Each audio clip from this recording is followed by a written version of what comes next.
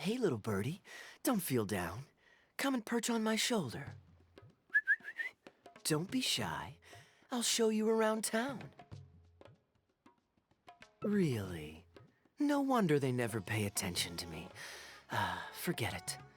I probably shouldn't be anthropomorphizing them anyway. Haven't seen you in some time. To which one of the Animo Archon's winds do I owe the honor? Oh, is this your way of saying that you missed me? Since it wasn't meant to be with this little birdie, I'd better leave it alone. Let's take a walk, shall we?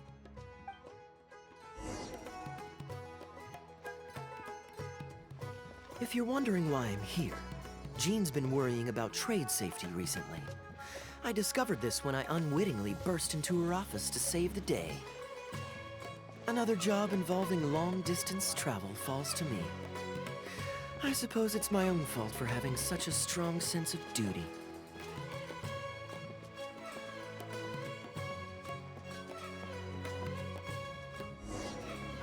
Still, on the bright side, business is now taken care of.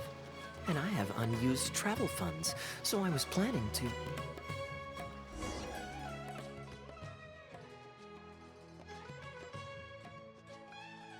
Gundafar, we are in the middle of a war. Your place is at the front lines by my son's side. Pray tell, what provokes your unwarranted return to the palace? A matter of utmost importance, Your Majesty, such that I must personally report it to you. Huh. Outdoor theater. Looks fun.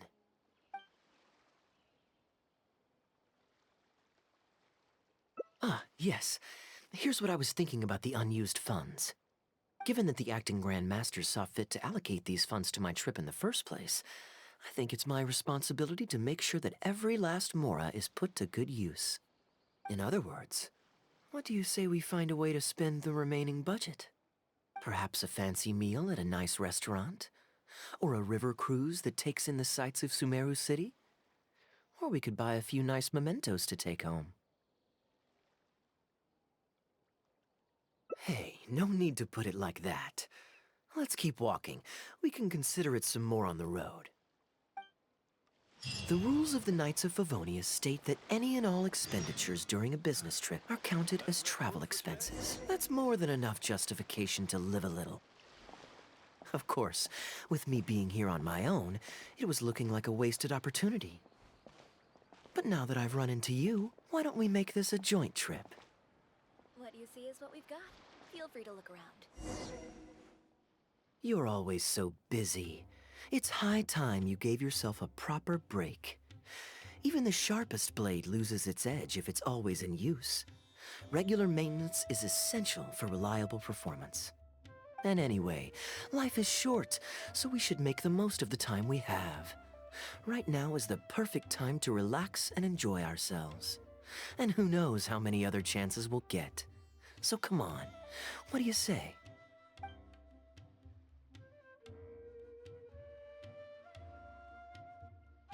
Great. Music to my ears. I'll cover the travel costs, of course. There's nothing more enjoyable than the company of a good friend. Let's call this a nice little excursion to round off my long business trip.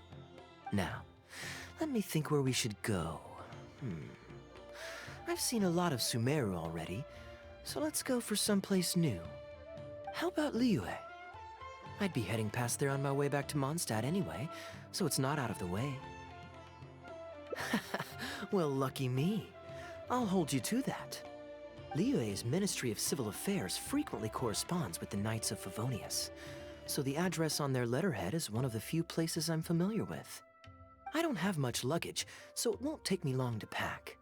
Give me a moment, and then we'll head there together.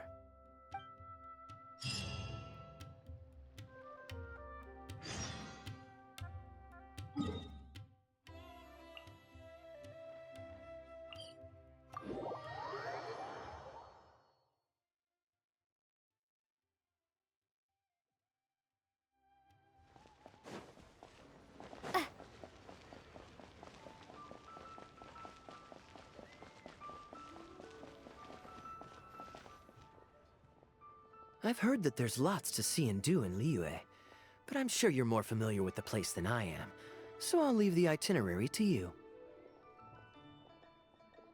Great. Maybe you can tell me about your previous travels here along the way. It's such a satisfying feeling to just drop everything, go on a long trip, and see something new. Who knows who we might cross paths with? We might even end up going on an impromptu adventure. Just like how I met you in Port Olmos, and now we're here. Come on, let's see what's up ahead.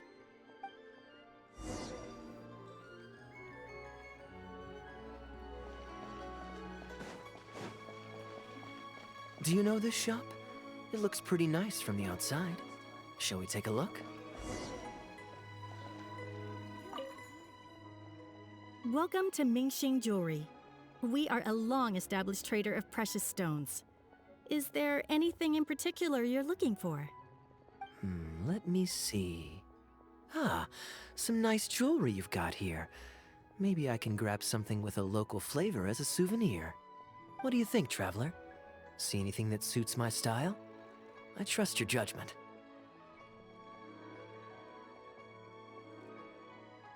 Ah, you're interested in souvenirs.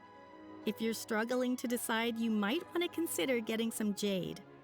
You can't go wrong with a nice jade pendant. They're an elegant addition to your look, whatever your age or gender. If you're looking for a specific design, we can make it to your specifications. It does take some time to fulfill an order, however. High-quality jade is hard to come by, so our waiting list is at least a couple of weeks. Oh, that's a pity. I'm just visiting and I won't be in town for very long. So as much as it pains me to do so, I'm afraid I'll have to leave this beautiful bijou behind. No worries at all, sir. If you're looking for something off the shelf, why not go and see Mr. Shurto at the Jade Mystery? He also deals in jade and precious stones. Exactly. But on that note, let me give you a word of advice. There's no risk in purchasing a piece of jade that's already been cut. But you could lose all of your mora betting on uncut rocks. I won't say any more, as I don't want my fellow vendors to think I'm bad-mouthing them. But I think you catch my drift. It's only human nature to spend a little when you're on a trip, but don't be too hasty to part with your cash.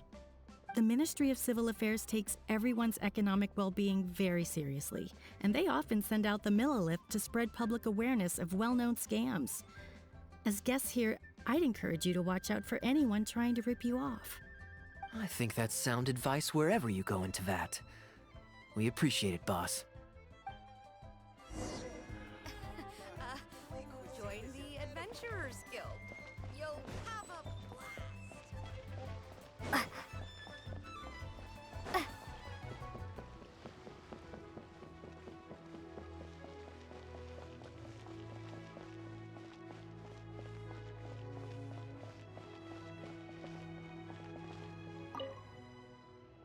Welcome! Looking for uncut stones or pre-cut jade? We've got plenty of both for your viewing pleasure. Uncut stones. Ah yes, we were just briefed on that. Let's take a look at the pre-cut jade. I believe I detect a quiet but distinct tone of apprehension in your words. Please rest assured, there's nothing to be quite so wary about with my business. Feel free to peruse at your leisure. I think you'll find that everything I do here is entirely above board and legitimate, and I sell only pure and unadulterated goods. No scam guaranteed.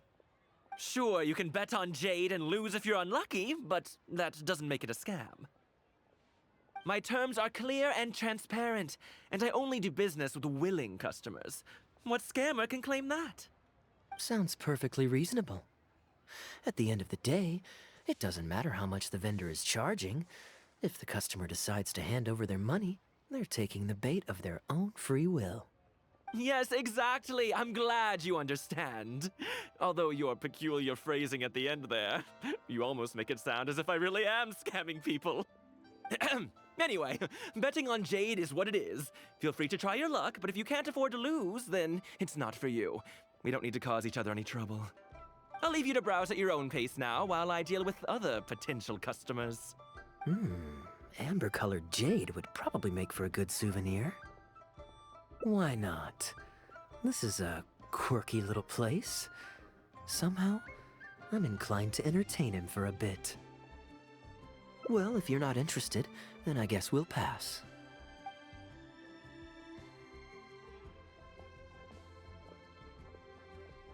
Ahoy there, Captain! Fancy seeing you back in town. Struck any gold lately? What, a poor sailor like me? You must be joking. I barely managed to make ends meet. What about you, Chateau? Still scamming people with your pile of rocks? Hey! Keep your voice down. Can't you see I've got customers? But more to the point, when have you ever seen a customer get scammed in my store? I mean, you want the full list? Or... Hold up, is that? Captain Kaeya! What, brings you to Liyue? Oh, just taking a short trip with my friend. It's been a while. Yes, it's been a good while, hasn't it?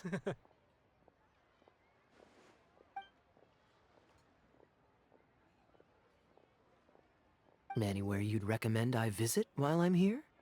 Let me think. Wanmin Restaurant's always a pretty good bet. Chef Mao's daughter is a skilled chef, and their prices are very reasonable.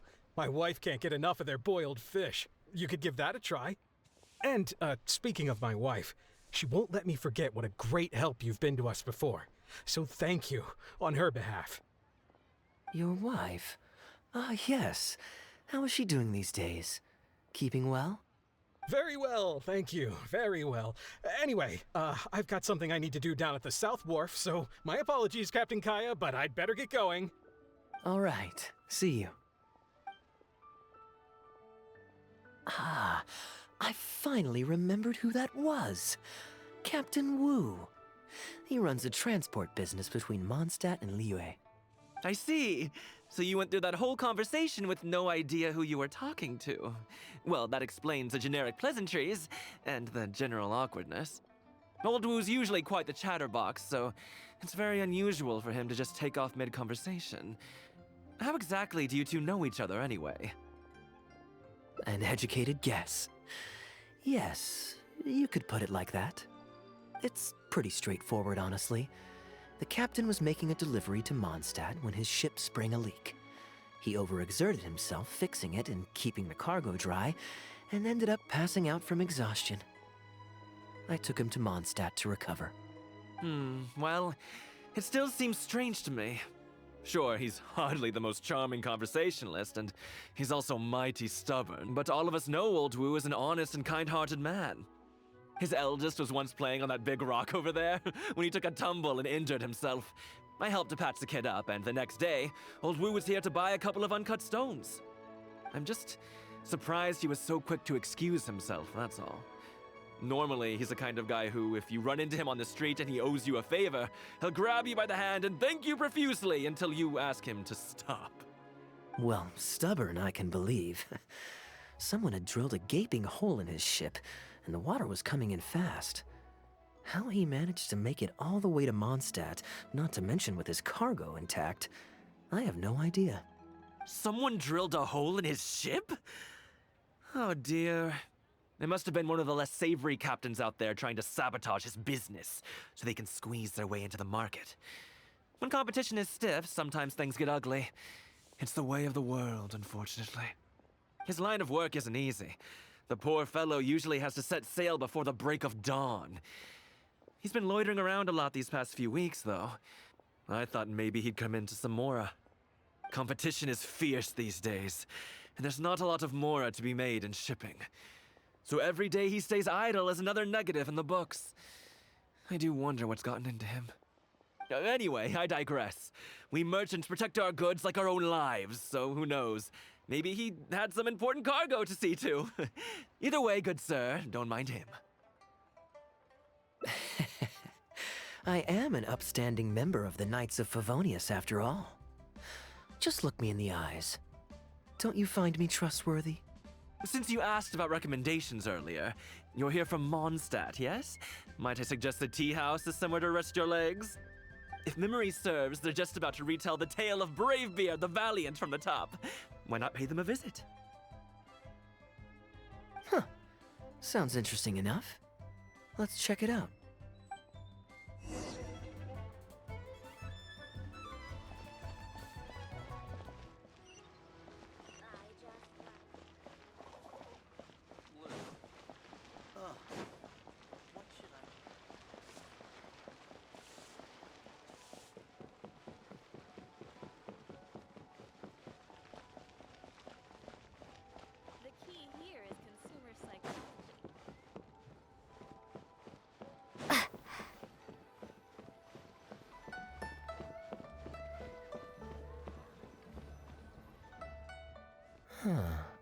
So this is the He tea house.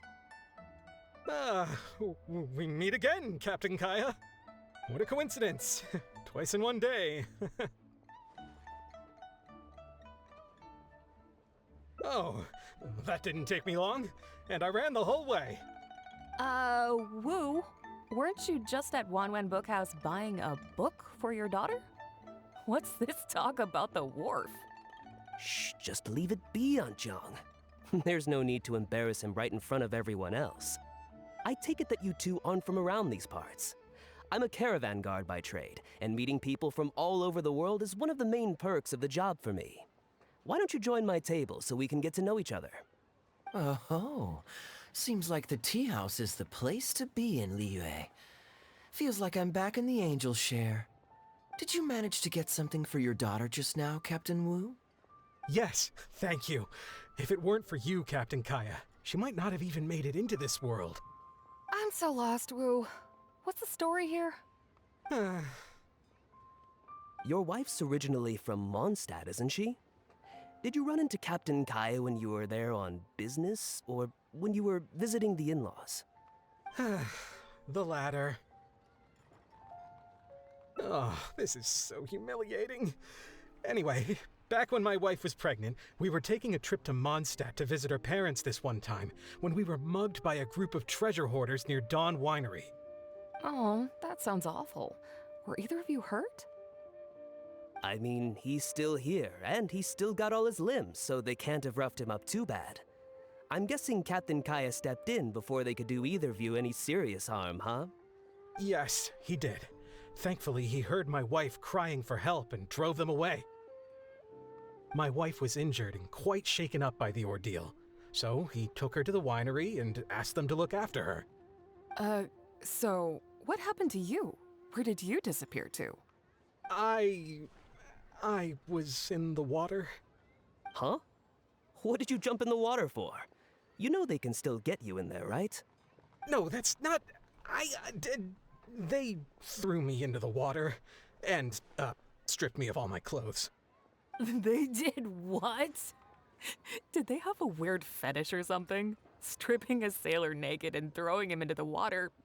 It's not like you were going to drown. So, then what? I take it you swam to shore? The treasure hoarders always move in groups, and fighting back when you're outnumbered isn't usually an option. It's no surprise that they quickly overpowered Captain Wu. I'm just glad that everyone made it out all right at the end. Captain Kaeya, please, there's no need for you to try to save face for me like this. I already owe you so much. You don't have to do anything more. Yet, despite that, I somehow only ended up humiliating myself further. Oh, there's no point in me trying to save face now. They tossed me into the water to humiliate me, and to use it as leverage to get my wife to pay up. But they didn't know that I could swim. What I'd intended was to pretend to drown, then sneak back onto shore while they weren't looking, and find a way to rescue my wife. That was before Captain Kaeya appeared out of nowhere and saved the day.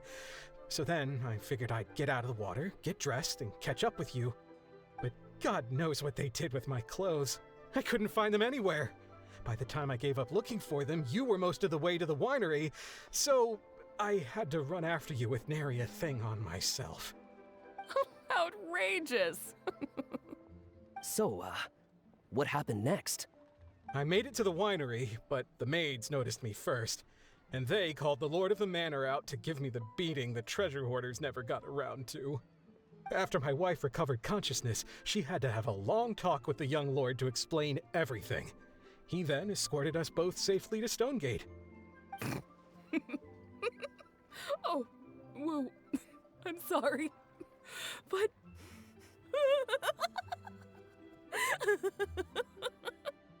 Ugh, good luck living that one down. Trust me, I know. My wife never lets me forget. I'm sorry, Captain. I wasn't intending to share that story. It's fine. It's my own fault for thinking I could sweep it under the carpet and forget about it. I don't know if I can ever repay you for all you've done. That's why I get so embarrassed every time I run into you. Still, it won't stop me from trying. You and your friend are here to catch the storyteller, right? The tea's on me. It's the least I can do.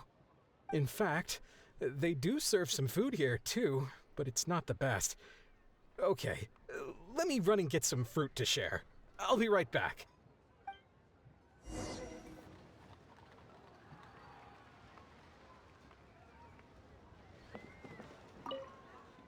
I wonder how much Fanaria caught of that.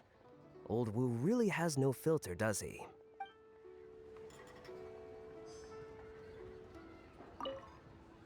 Oh, poor Wu. Oh, gosh. I'm so sorry. It's just...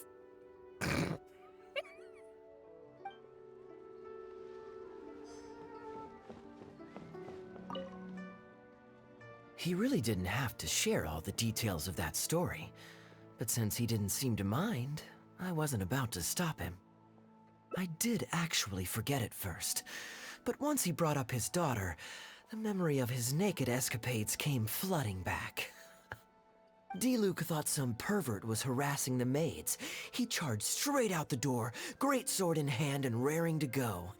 I haven't seen him so angry in a long time. So many people owe me favors nowadays. It's hard to keep track of them all. I really should go check my favors ledger once I'm back and refresh my memory.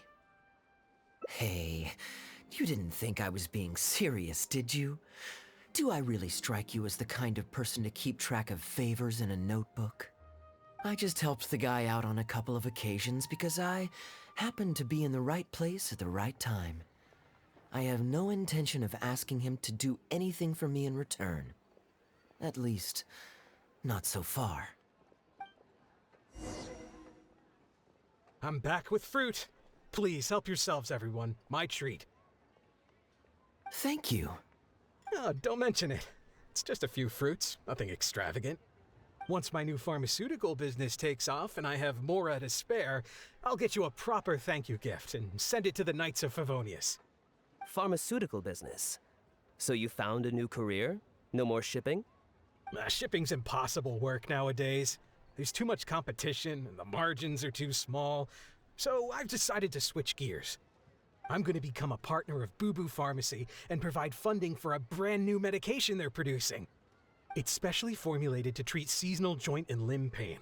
If you didn't know, it's a very common health complaint among sailors, but also extremely difficult to treat. I've suffered from it myself, which is why I know that a lot of people stand to benefit from this once it enters the market. It's a good cause, and a stable source of income. Whichever way you look at it, it's a step up from the back-breaking work I did before. I've already had some talks and invested 1 million mora for the first round of funding. That's impressive, Wu. I wouldn't have thought you had the connections for something like that. So is it Dr. Baiju that you're in talks with? Oh no, not Dr. Baiju. Actually, it was his master, Dr. Baifudze. His medical expertise and clinical experience are second to none, and he really cares about his patients. He gave me a few of his traditionally formulated bone-strengthening pills when he saw me suffering from my leg pains one day. It was like a miracle cure. The pain immediately went away. Dr. Baiju's master. Yeah, I told him I'd be enthusiastically recommending his medicine to the other guys at the docks. And after some hesitation, he just went right ahead and wrote up a prescription for me, completely for free. He said that he shouldn't really be handing out free prescriptions since, and I quote, "It goes against generations of tradition handed down by our forebears." But he just felt like it was the right thing to do. What a great guy. But I got chatting with Dr. Baiju recently when the Secure Transport Agency did a delivery for Boo Boo Pharmacy. He told me that his master has already passed away. Huh? Why would he say something like that? I mean, the guy's old, but he's still in great health. Captain Wu, where did you meet this old master? Just out on the street? I know that sounds dubious, but this is an educated and respectable gentleman we're talking about. There's no faking that. Hold on a second. I just remembered something. My nephew-in-law met a medicine seller not too long ago, too. He also described it as a miracle cure. He spent a lot of mora on it, but when he brought it to Boo Boo Pharmacy, Herbalist Gwei took one look and told him he'd bought nothing but regular painkillers. This Bai Fuzi you met, did he by any chance have a goatee and salt and pepper hair? He did. If I may, Captain Wu, there's a lot of mora involved here. It seems like it would be worth asking this Dr. Baiju about his master, just to set the record straight. You could show him the medicine as well. Clearly there's some misunderstanding here. You're right, Captain Kaeya. A quick trip to Boo Boo Pharmacy and I can get Dr. Baiju to clear all of this up. I'm sure it's all... hopefully it's all fine. He left in a hurry. He must be stressed out of his mind right now. Hey, let him deal with this, okay? No point in you stressing yourself out too. Fraud or not, it's up to Captain Wu to figure out exactly who he's gotten himself involved with. I'm no Dark Knight hero, or martial arts hero for that matter, and neither are you. Wait, or are you? Now that I think about it, I can see you having a secret double life as a martial arts hero here in Liyue. You certainly have the personality for it. Either way, Liyue has its own rules and regulations. Best to let the Ministry of Civil Affairs deal with this in the proper manner. If a couple of outlanders like us get involved, we might just end up muddying the waters, even with the best of intentions. We came here to enjoy ourselves, remember? We don't want to get our priorities mixed up. Oh, and look at that. The storyteller's taking the stage. It is said that the sky's the limit for the aspirational soul. But alas, for the woes of the world are equally limitless. No such stranger to woes was Huang Guang, a man who, having suffered countless injustices at the hands of his fellow men, forsook them to dwell among the mountains and rivers. Yet fate fortuitous found him when he entered the tutelage of an adeptus and learned many mystical arts from them. Per his master's wishes, he then returned once more to the human world, only this time with a sworn duty to cleanse the land of demons and to see justice done wherever he might tread. Is that all? Huh. I was hoping to hear the rest of the story.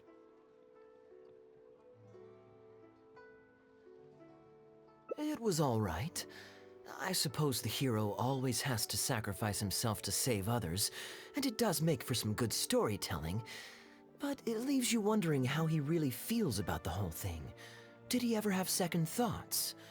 Only he can know, I suppose. Oh, I see the show is over. Yeah, I saw Dr. Baiju. Looks like it was a scam after all. Then what are you waiting for? Don't just stand there. You need to report this to the Ministry of Civil Affairs right away. Hold on. Let's not lose our cool. Get your story straight first, so you can give them a clear and detailed account of events in the order that they occurred. And one more thing. Do you still have a way to contact this guy? Well, I'd arranged to meet him at the Yunsheng Tea House once I've withdrawn the next sum of Mora, so I suppose he'll still be waiting on that. Okay, so you've got another meeting lined up. I've got no one to blame but myself for this. I can't believe I was so gullible. I guess the world isn't made for naive simpletons like me.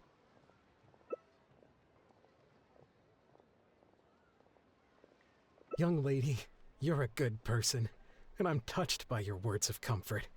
Still, it's up to me to find a way to get my Mora back. The consequences are mine alone to bear.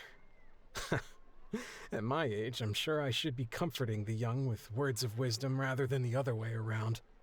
What does that say about how I've spent my life?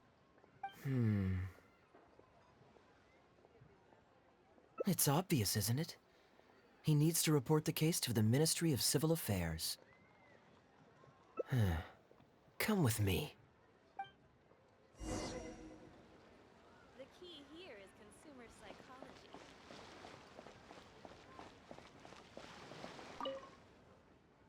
I am quite curious. How does our chivalrous martial arts hero intend to come to Captain Wu's rescue here? There are countless victims of injustice in the world. We can't try to help each and every one of them, can we? Oh, I'm surprised. I didn't know you thought of me as someone who helps other people unconditionally. I'm genuinely flattered. But we both know that I'm not that kind of person, really.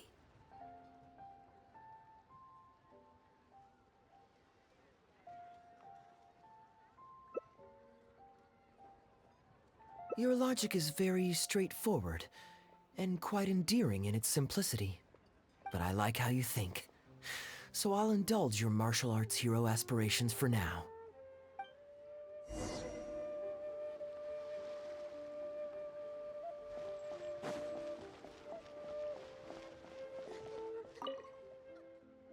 Captain Wu, how would you feel about owing me one more favor?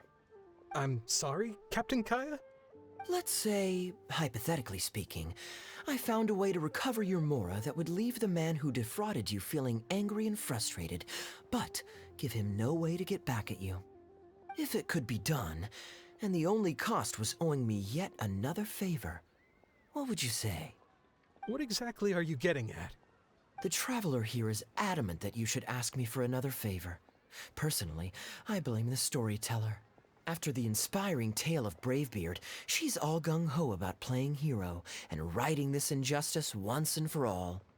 Captain Kaeya, young lady, thank you. I will humbly accept your kindness. All right. Now here's what I'm thinking. All right, then it's settled. Per our brave hero's plan, let's rendezvous at Yanshang Tea House tomorrow.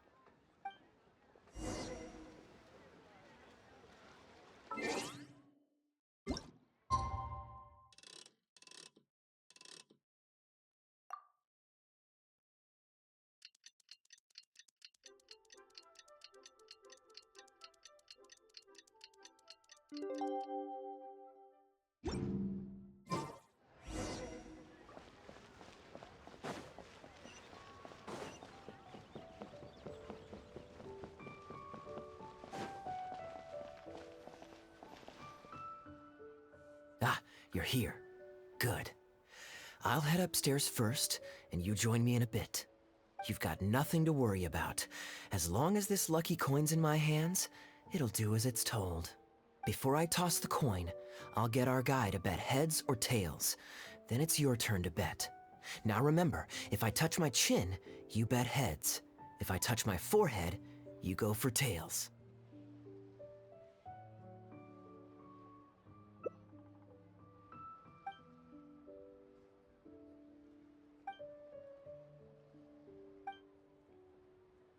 Hello. Are you waiting for someone? As long as you follow the rules of the tea house, you're welcome here. Please be our guest.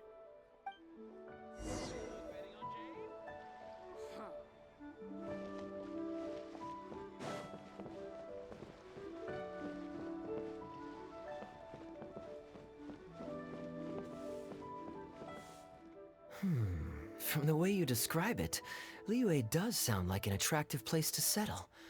Perhaps I might have to make the move here after all. All that awaits me back in Mondstadt is a horde of insufferable sycophants. Truly tedious. The reason I left home in the first place was because I was reluctant to simply live off of my inheritance.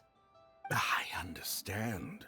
For one as ambitious as yourself, Mr. Rich, living off of the family fortune must feel like the dullest existence in the world.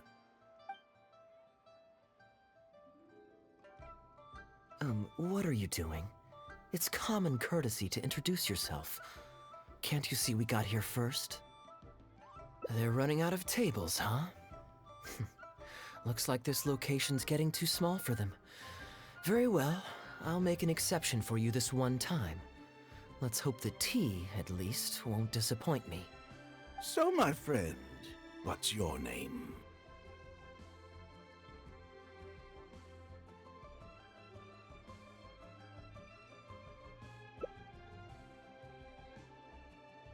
Here is the tea that you ordered.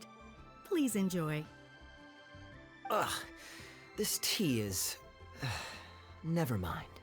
Mr. Bai, this has been a most pleasant and insightful conversation. I consider it good fortune that I encountered such a refined gentleman as yourself so far from home.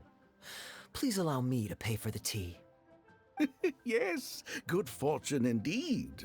In that case, I must thank you for your generosity. You there. I'll get yours too.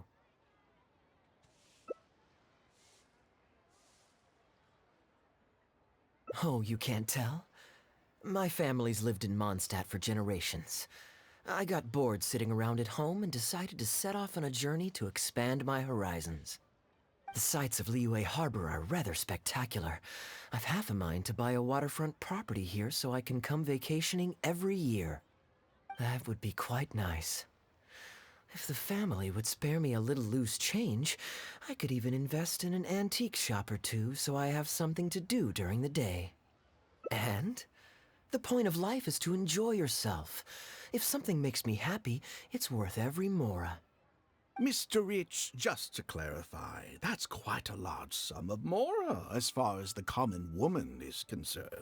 It's understandable that our friend over here feels out of her league. The name's Albert. Surname Rich. But only the servants in the house address me as Mr. Rich. Now that we're so well acquainted, Mr. Bai, please just call me Albert. Albert does have a nice ring to it. It is my honor to become friends with someone of your caliber. You flatter me. What say you to acting as my guide during my time in Liyue? I'll pay you handsomely, of course. Naturally, board and lodging would be included. And I could pay you in the region of 50,000 mora per day? No need, my good friend. I shan't be so vulgar as to take your mora. We're both men of character. The pleasure of your ongoing acquaintance shall be ample reward in itself. To join a noble gentleman on his travels is a rare opportunity. Please, let me draft up an exact itinerary. I'll make sure to give you the experience of a lifetime. You there. You're welcome to join us if you want. Which clan did you say you were with? The Hoo-Ha clan or something? Goo-Ha, huh? Strange choice of name. Gotta say, I've been in Liyue for a while now. This is the first I'm hearing of them. I guess they're one of these obscure ones who keep to themselves. Yes, well, there are many martial arts clans and factions in Liyue. It's only natural that you haven't become acquainted with all of them. Ha, fair enough. Still, weird name. Bet they have some even weirder practices. Seriously though, what kind of skills do you guys train anyway? It's all for show, right? I saw some people performing a few tricks down at the wharf. Is it that kind of thing? I already told the server to put it on my tab. Don't bother getting her to split the bill. It'll only complicate things. Young lady, there's no need to take things so seriously. Why don't you loosen up and enjoy the free drink? Are you trying to make a point by throwing my generosity back in my face? All right then. What if I say your bill is mine and don't let you pay? Please, my friends, let's not get so worked up. Yinchang Tea House is no venue for a duel. We'll all get escorted right out the door. You young people have hot tempers, I understand that. But there's no need to come to blows over a few words taken to heart when there are far more diplomatic ways to resolve the dispute. Did I hear that right? So you'll only pay for yourself if you win, but I'll get the check for the three of us if you lose. It's not that I care about the mora.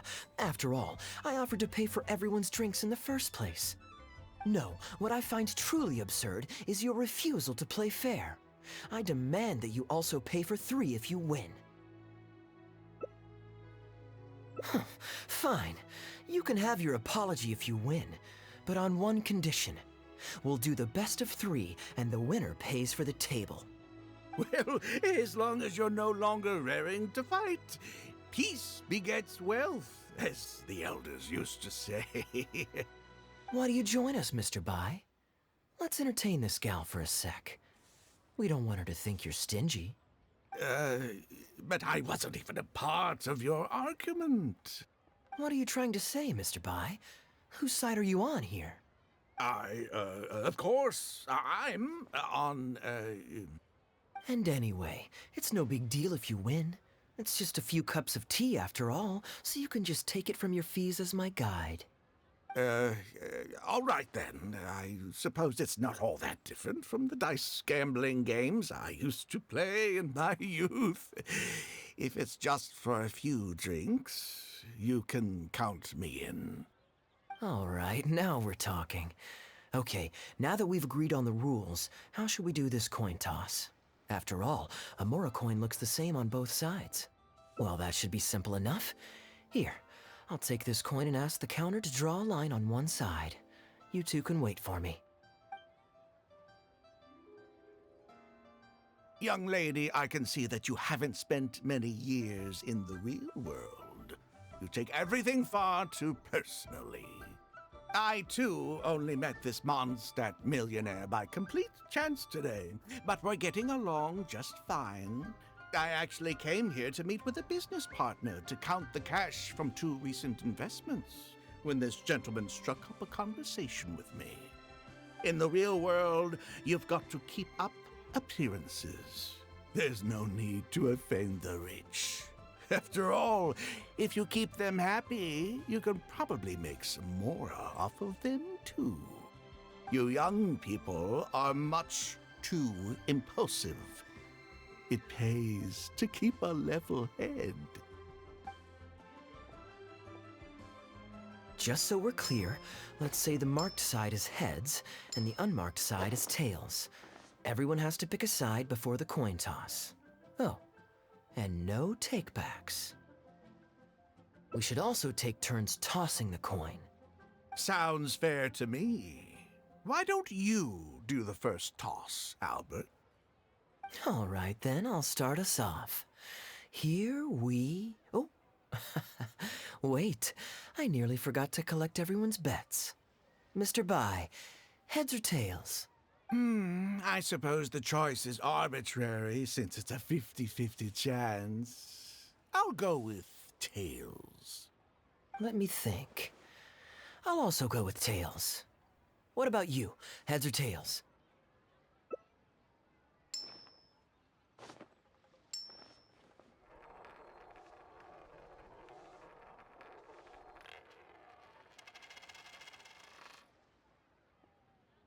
Oh, darn, I won. Lucky me, I guess. I won as well. Guess there might be a formal apology in the cards after all. I have a suggestion. If one of us loses twice in a row, they should get knocked out while the other two carry on playing to decide the winner. Otherwise, with 3 of us playing, it'll start to get difficult to keep track of who's won the most times. I flipped the coin last time, so why don't you go next? I don't want you blaming my coin-tossing skills if you guess wrong this turn. Here. Now just wait a second, my dear friends. Please let me do the second toss. Oh? Anxious to take your turn, Mr. Bai? You are both young, and I've already seen your short tempers for myself. If Albert loses this round and this young lady wins, you'll be tied. And before you know it, you'll be at each other's throats again. Well, that's not my only consideration either. You two may be too young to know this, but I've been around the block a few times. What's to say this isn't a trick coin, In dice games, people use all sorts of methods to rig the game. Some even fit the dice with mechanisms that give them whichever result they want. If Albert wins the next round, and you, young lady, lose for the 2nd time in a row, then the 3rd round will just be a tiebreaker between him and me, and you won't get your apology to the Guhua clan. If that happens, only for you to then find out that the coin was rigged all along, you're sure to accuse me of working with Albert to scam you while mocking the Guhua clan. I can only imagine the kind of vengeful warpath that would put you on. A purely hypothetical scenario, of course, but one that I'm bringing up now to avoid any misunderstanding further down the road. Go on, give me the coin. I'll show you how to check if it's been rigged. Very diligent of you indeed, Mr. Bai. Looks like I chose the right person to be my guide. Here, take it. A rigged coin will always be a little heavier than a normal coin, you see. Yeah, this one seems perfectly normal to me, however. But don't take it from me. Why don't you test it for yourself? What's your bet this time, Mr. Bai? I'll stick with tails. Tails, huh? Well, you seem to have a feel for this, so I guess I'll match your bet again this round. Tails it is. And you?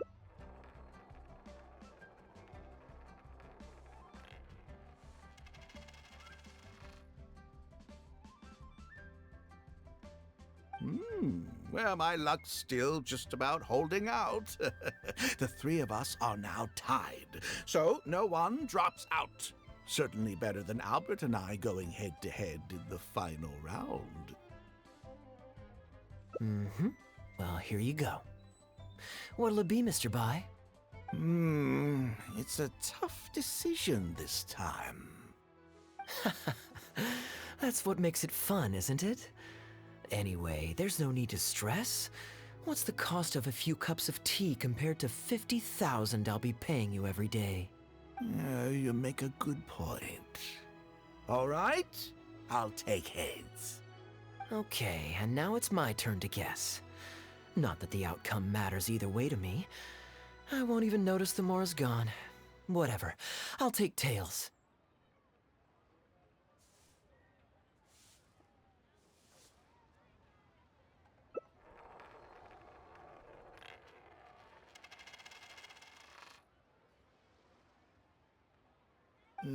Why did it have to be heads?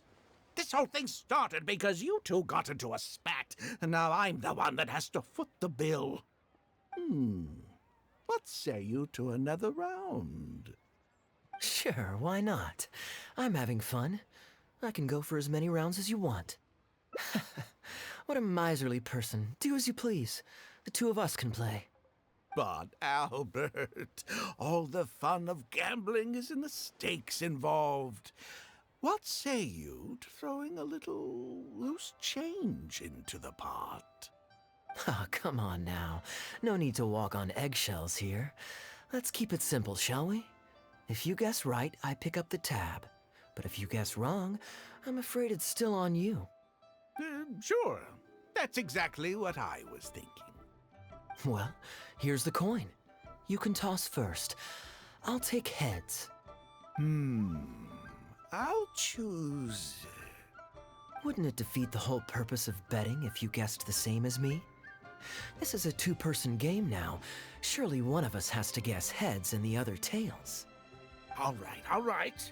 It all comes down to luck, after all. I'll take tails.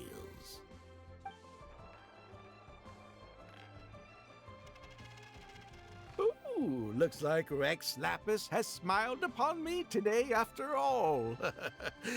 Thank you for the tea, Albert. Look at you getting so giddy over some chump change. It's like you've never gambled with real money before, my old man. That's a real rush, I'm telling you. This is nothing by comparison. In fact, I'm starting to get a little bored. Well, in that case, would you care for another game? Sure. And let's up the stakes a little this time. Shall we say 50,000? Oh, maybe that's a little on the high side. What, 50,000? But that's just a single day's guide pay for you. All right. I'll bet tails. Great, then I'll bet heads. No takebacks. Heads. Tails.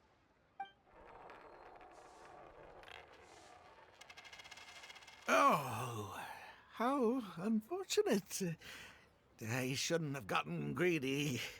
After all, in the long run, gambling is always a losing game.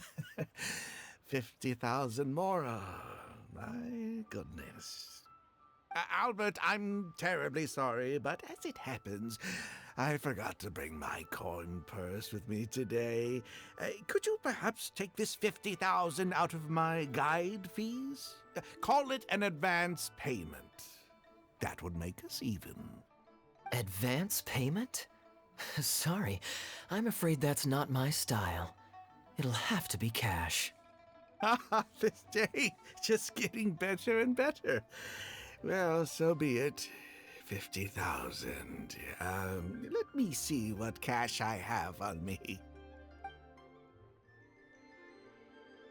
Just 50,000? That's not what we agreed on. Huh? What are you talking about? I think you'll find that our bet was for 50,000. No, it wasn't. The amount was 1 million.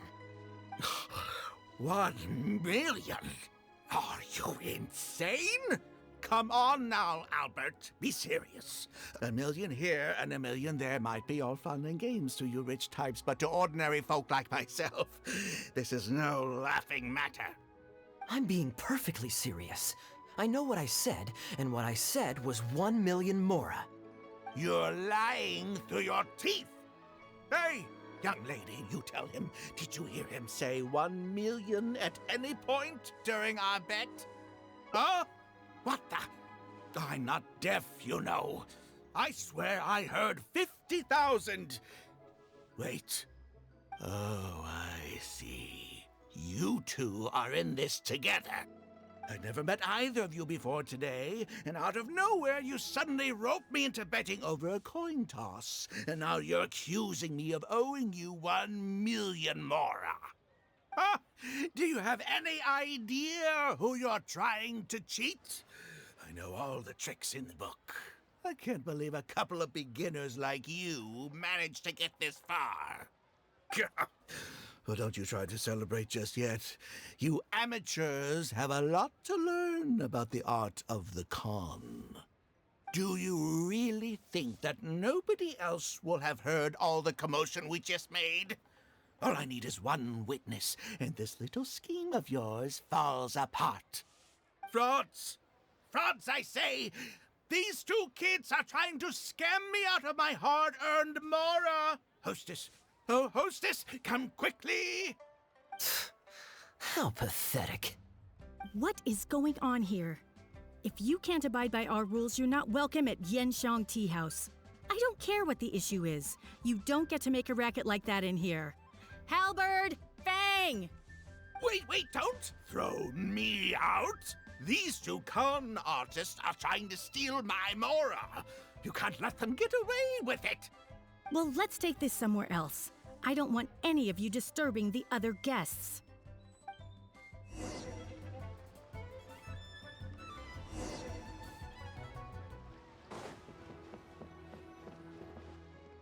Okay, you two. Care to explain yourselves? Gladly. He's making up completely spurious claims. We were betting mora over a few coin tosses, and now he wants to back out.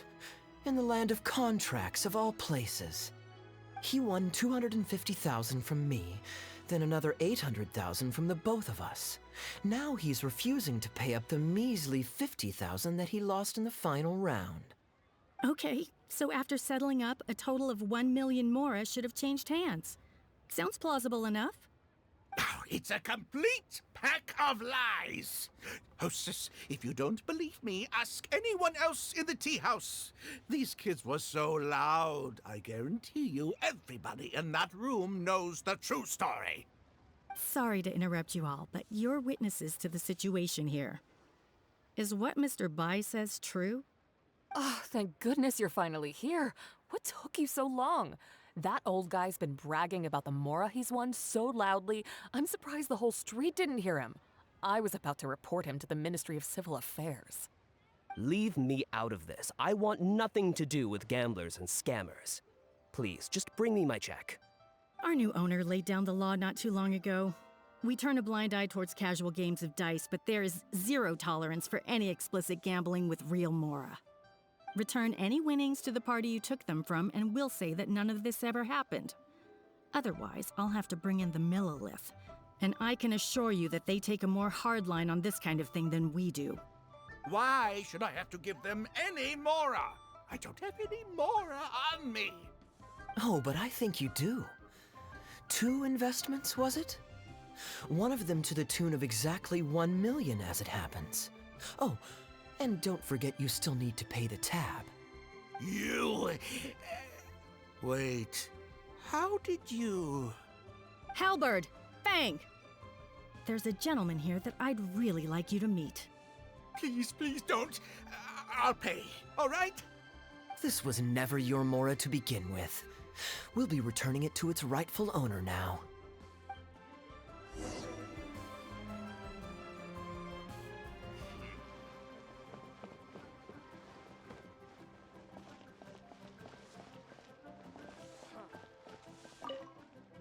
What did you think, Captain Wu? Could you hear clearly from your corner on the 2nd floor? Yes, everything. I can't thank you two enough. Woo. This was your doing, wasn't it? You and this monster planned the whole thing. Along with that blonde one. And all the customers on that floor were in on it too, weren't they?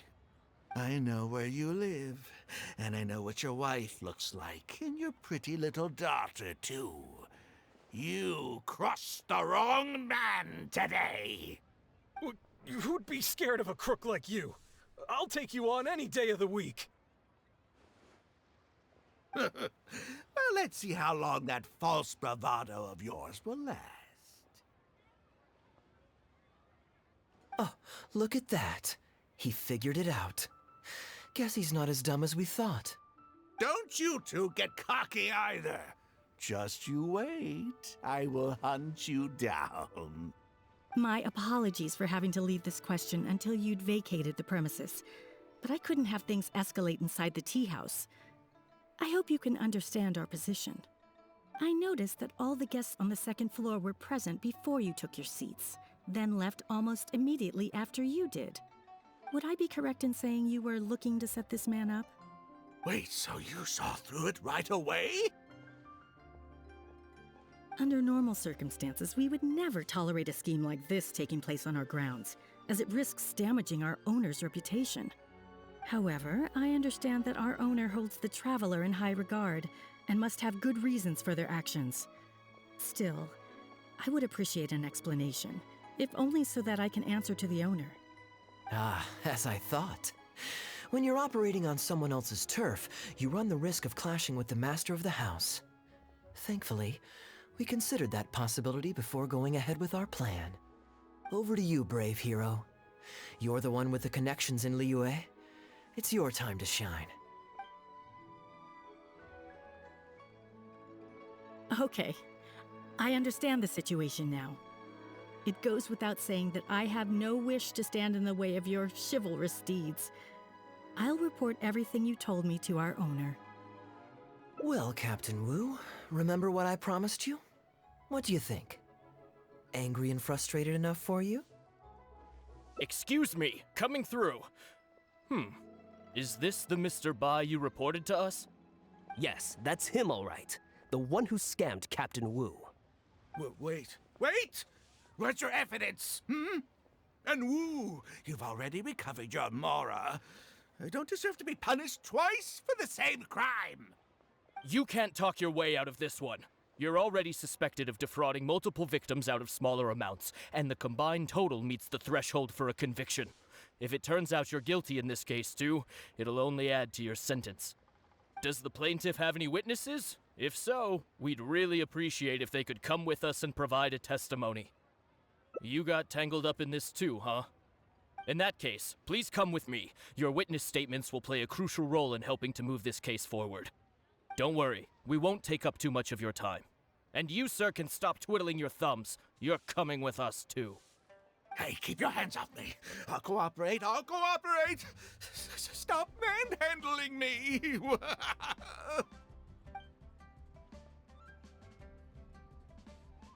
Thank you so much, the both of you. I really don't know how I could ever begin to repay you. Well, I have an idea. We originally came here to do some sightseeing. Anywhere you'd recommend we go before the end of our trip? Let me think. Now, where would I want to go? Hey, are either of you interested in a fishing trip? Sounds fun to me. Let's go.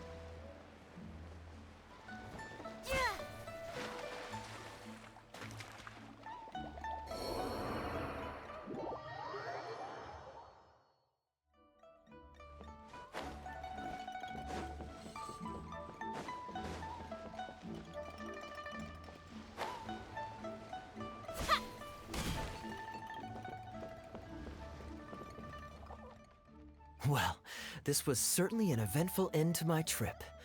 It wouldn't have been possible without you. Or my lucky coin, of course. Wouldn't be much of a lucky coin if it had. Besides, I already taught you how to become attuned to it. You still need some practice to master the technique, but luckily it decided to play nice and spare us any more complications. A better question to ask might be, what do I do to make this coin happy to work with me and show me whichever side I wish? My answer would be that I tell the coin a joke every time I toss it into the air. If it finds my joke funny, then it cooperates with me. Of course, this whole arrangement hinges on a pre-existing amount of trust between the two of us. I can't just get any strange coins to listen to me. Yeah, I was a little surprised when he unwittingly called out our trick coin, but it didn't matter. A good gambler always keeps their options open. You have to have a contingency plan for when the odds are against you. So when I went to the counter, I marked a regular coin as well as my trick one. That safely avoided any risk of him finding out about the trick coin. But it also meant that we wouldn't be able to control the result of that round. But hey, what does it matter? The fact that he made things a little more challenging only made it all the more exciting to watch him slowly but surely fall into our trap. Especially listening to him warn us about the possibility of a rigged coin right as we were scamming him. That was my favorite part. As long as I chose the same bet as him, and you bet the opposite to me, it was always going to end up with him paying. Unless, of course, he'd had some other tricks up his sleeve that we hadn't thought of. Then things would have gotten really interesting. You two are genuinely the smartest people I've ever met. I'm no intellectual, so I would never have been able to come up with a plan like this. Even when you described it to me, I only understood parts of it. Well, I may not be the smartest guy around, but one thing I do know is this. One should always return tenfold the help that they've received from others. We were just ordinary acquaintances. You had no reason to help me as much as you did.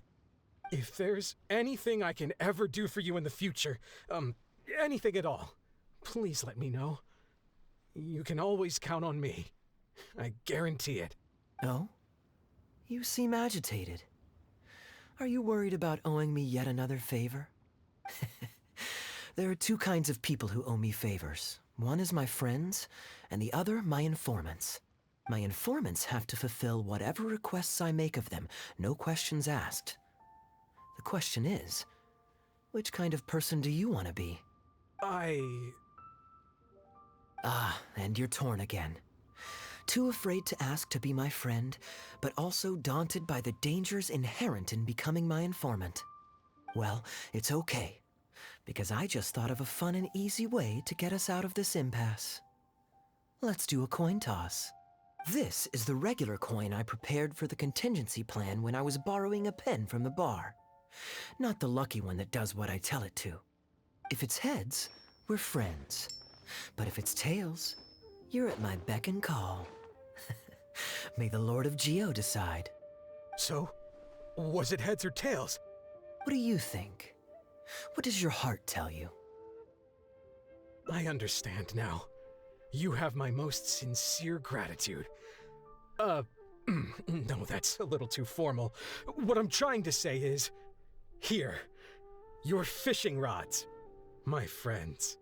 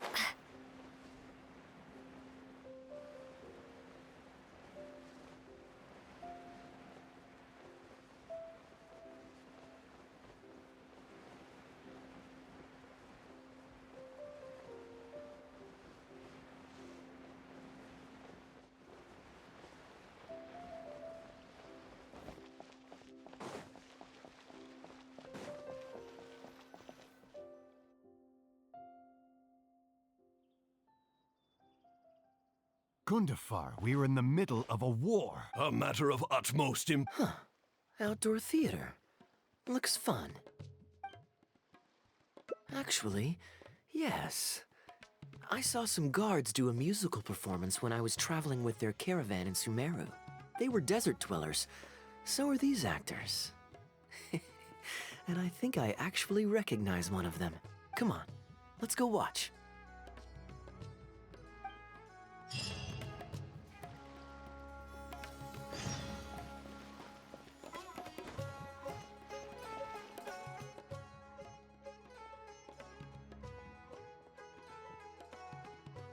Your Majesty, not only has God bestowed the throne upon you, but your beloved son, Prince Kubad, has led our brave warriors to victory against Frasyav's army. His men have laid down their arms and fled. Frasyav's brazen ambition is no more. He has bowed his head and now presents to your Majesty an offering of treasures and hostages, as well as a plea for peace. My king, this battle has finally restored the dignity of our people. Moreover, with Frasyav's offer of land comes the opportunity to expand our borders, as your Majesty so greatly wishes. His Highness the Prince and I believe this peace settlement will be a great boon to our nation. It is for this reason alone that I have removed my armor and made haste back to our halls from the front lines. My king, what say you to this proposal? Ah, it's the tale of Prince Kubad. Ever heard this one? Don't worry, I still remember the general plot. Let me fill you in on the background while the king deliberates. The main characters are the brilliant Prince Kubad and his war-hungry father, King Kabus. The one talking to the king right now is Gundafar, the prince's tutor. When the prince was young, the king was deceived by a malicious rumor that the prince had mistreated his stepmother. He demanded that the prince walk through a blazing fire to prove his innocence. Miraculously, the prince emerged unscathed, thus proving his innocence. But the seeds of doubt had already been sown in the king's mind. Now uneasy in the presence of his mistrustful father, the prince requested to be sent away to the battlefield where he would fight against Frasyav's army. That's the enemy general we heard them mention just now. This is the part where the prince has won the war and decided to forge a peace with the rival nation. He wrote a letter recommending peace to his father. Oh, it looks like the king's made up his mind. Let's keep watching. Frosyav lost because he did not have the blessing of God. Our God will always watch over us and punish our enemies. Once the bells of war have begun to toll, they shall not cease until the blood of our enemies fills the land. There can be no victory until the last enemy soldier has fallen. If Kubad still wishes to be my son and hold the intaglio I bestowed upon him as proof of his royal blood, then he must obey my command. Your Majesty, I must caution that a nation destroyed is not a fallen city writ large. Now, the loss of one city strikes fear into the hearts of our enemies, compelling them to accept defeat and cede land in exchange for peace. If, however, we insist on bringing a whole nation to its knees, then so long as a single person is left standing, they will see us as their sworn enemy, and one day return to us tenfold the pain that we have inflicted on their nation and family.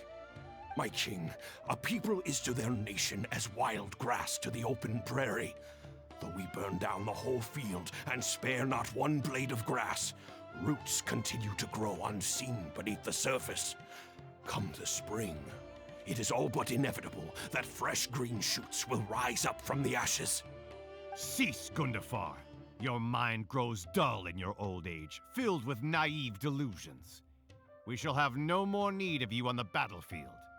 As for my son Kubad, I will summon him back to the capital, so he may be tried by a court-martial. What are you saying, my noble king? Why must you mistrust your own flesh and blood and sink ever deeper into the blight of hatred? When he was falsely accused, you once doubted his honor and made him walk through a raging fire.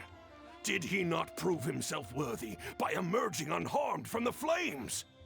Now you would turn me away when I seek only to provide the wisdom of counsel. What is the justification for this?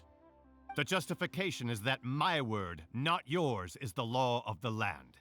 Cease and be gone, Gundafar, so you may spend the rest of your days with your wife.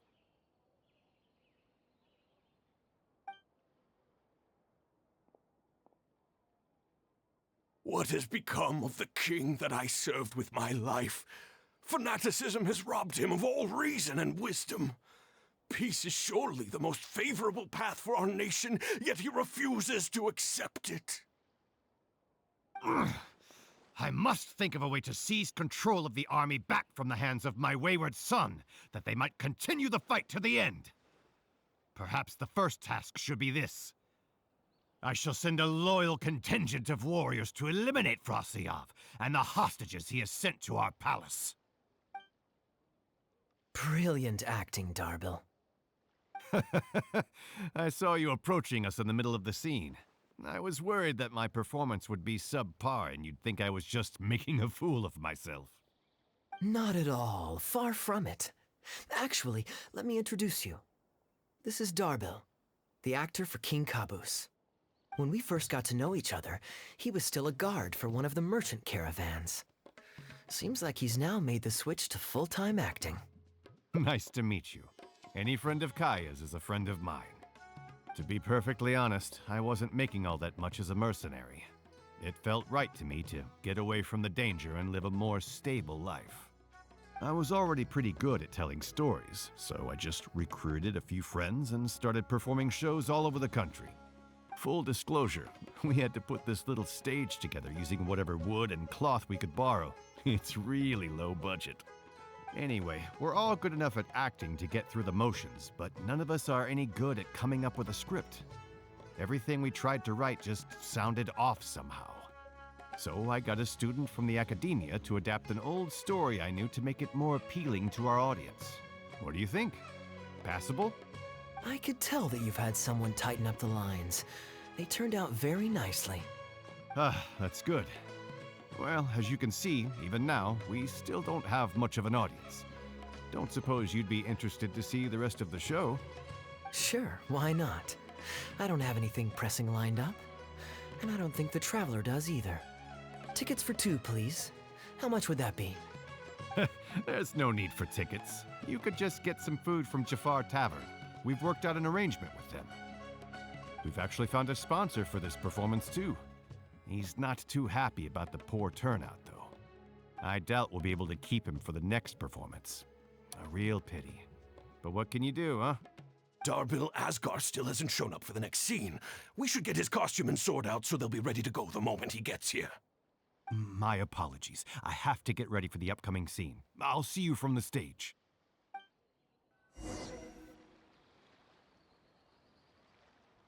to the bartender if you want a drink.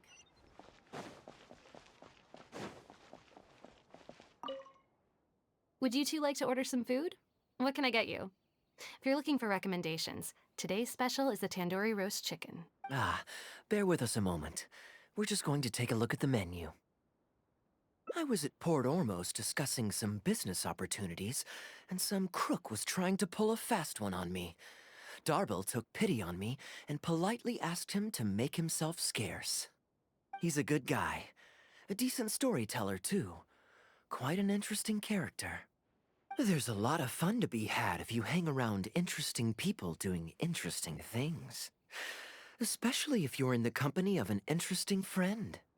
That's my secret formula for staying in a good mood. Try it out sometime. You'll see what I mean.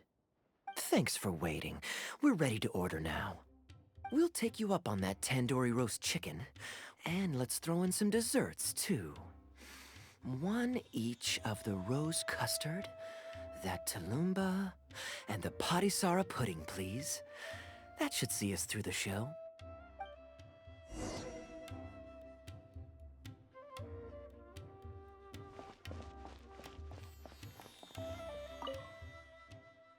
We've got good seats, close to the stage, but also not too crowded.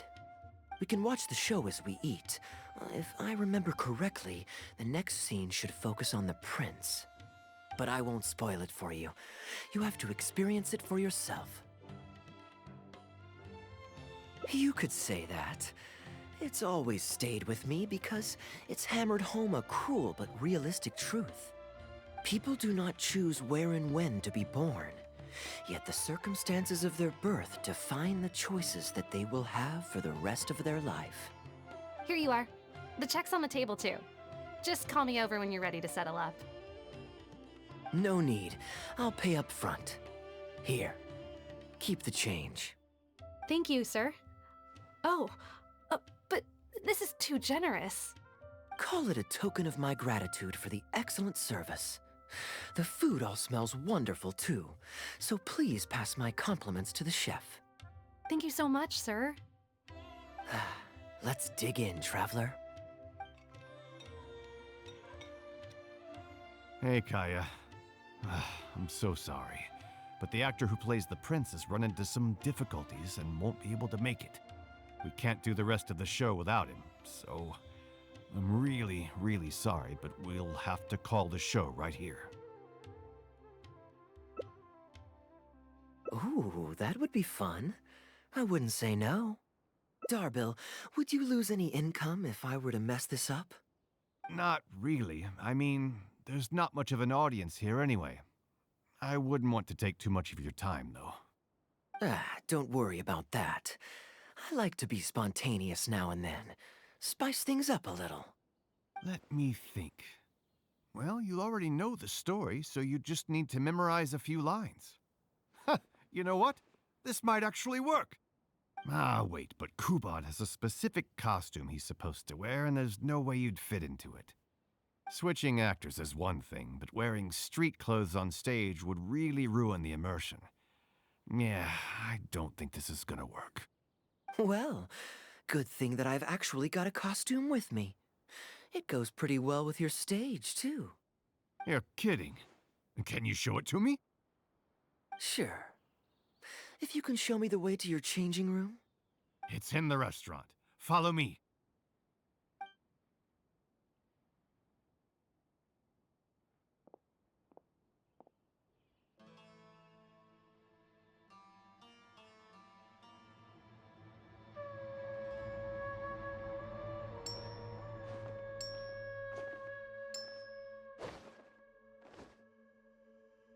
Gotta say, I think I actually look pretty dapper in this.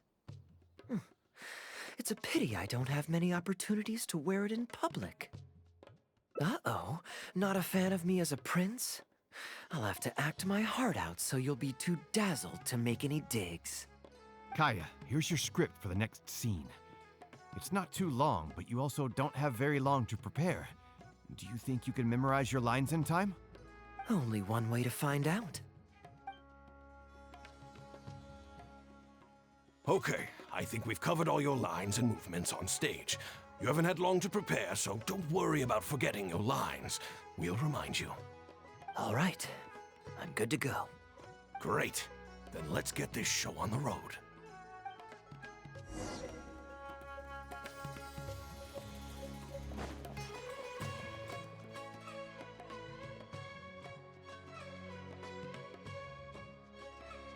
General Kubad, son of Kabus, the fate of this battle is clear. I beg you, please spare my few remaining men. They no longer have the strength to fight back. Frasyav, though you now lead only the husk of a once mighty army, I have no desire to crush your dignity. Even your most savage warriors have no desire to see further bloodshed, and none among your ranks have opposed these peace talks. Nevertheless, I must hear it from you one final time. General Frasyav, do you agree to sign a treaty in good faith and commit from this day forth to peace between our nations? With my army in ruins, I am in no position to do otherwise, but on this, I give you my word. Yes, let us end our hostilities and send our surviving men home to their families. We share the desire to lay down our arms for good and liberate our hearts from the dirge of hatred. Then as God above is our witness, by the authority vested in me by this intaglio of King Kabus, I hereby declare that I will spare your hostages and what remains of your army. May peace be restored to this land, and may these fields of war become a place where crops grow aplenty. My tutor, Gundafar, has already made haste to my father, the king, with the recommendation of a truce. It is my sincere hope that he will see that peace as a path to prosperity and grant me his blessing.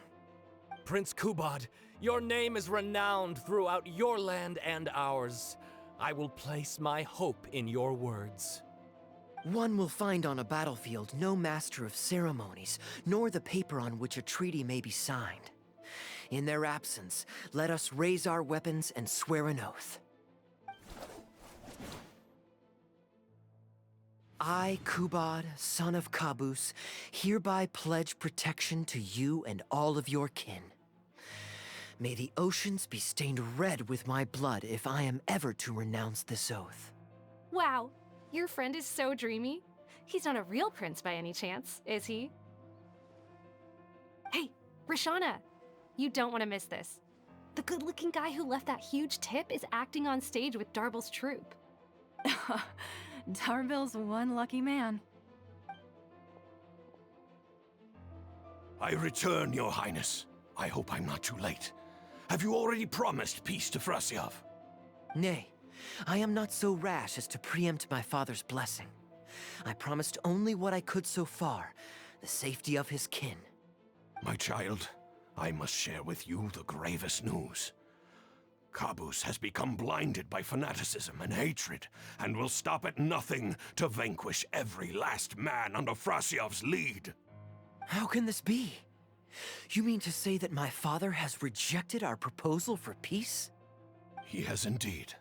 I urged him to reconsider, and for this I was rebuked and dismissed from his service. But far stricter punishment than this awaits you, should you return home with your troops. Please heed my warnings, dear child. I dare not imagine what unspeakable atrocities your father intends to commit. Nay, the truce must stand. I cannot renounce my oath. How can man claim to stand above beast without remaining true to his word? The masses have grown weary of death and conflict in both our nation and theirs. Are we all now to bend to his will and massacre countless more to satisfy a desire that is his alone? When I departed my beloved home to fight in a foreign land, I did so to honor his wishes and for my duty to our people.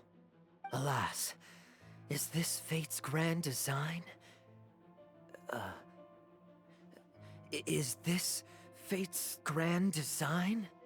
Kaeya, the next line is, alas, is this fate's grand design, that I should spend the rest of my days in a foreign land, till I am laid to rest in a grave far from home? Must it be so? Huh? Wait, that's not part of the script. Kaeya, did you not hear me? My dear audience, I ask you this. Do you believe in fate? If fate decreed that your life was to end in tragedy, what would you do?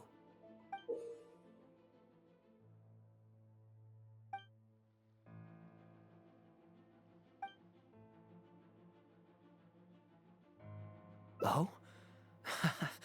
Then so must it be. Yes, so must it be. I shall discard this intaglio and rid myself of the shackles of fate. Wait, but that's not... My dear prince, do you intend to betray your father and abandon your heritage? Fate means to send the machinations of war to every corner of the land, to fan the flames of conflict till they engulf the entire world. Fate would see my sword tainted with the blood of innocence, that the bright banner of my homeland might fly in every nation known to mankind. But I shall not bow to the will of fate. I am no pawn in heaven's plan. Bravo! Where did this guy come from? Is he one of the new hires? Hey, shut up. Stop interrupting. I, Kubad, will spend the rest of my days in a foreign land till I breathe my last in a place far from home. Oh, at least he brought it back in the end. Prince Kubad, my child, there is no need to be rash. Please bring at least your fortune and the retainers who will always be loyal to you. Gundafar, my dear mentor, you have always been like a father to me. It brings me only anguish to bid you farewell. But I must walk this path, or freedom dies by my hand. Goodbye, my tribe and kin. Farewell, sweet land of my birth. Goodbye, my child. What you see is what we've got. Feel free to look around.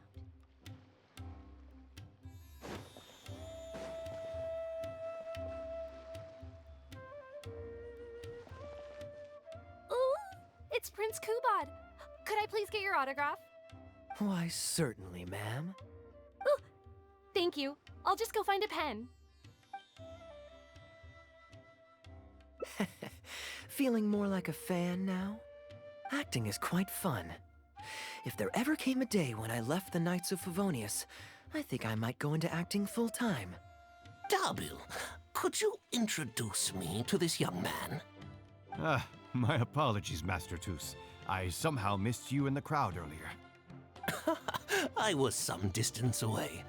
I just came over near the end after I noticed the large crowd gathered around the stage. The performance was outstanding across the board. I knew that the poor turnout over the past few days was just bad luck. It was only ever a matter of time before you hit it big.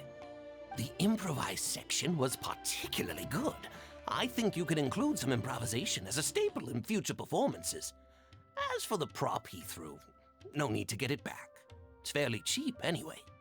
Thank you, sir. And a big thanks also to our wonderful prince. Had Kaeya not agreed to fill in, we might have disbanded right on the spot.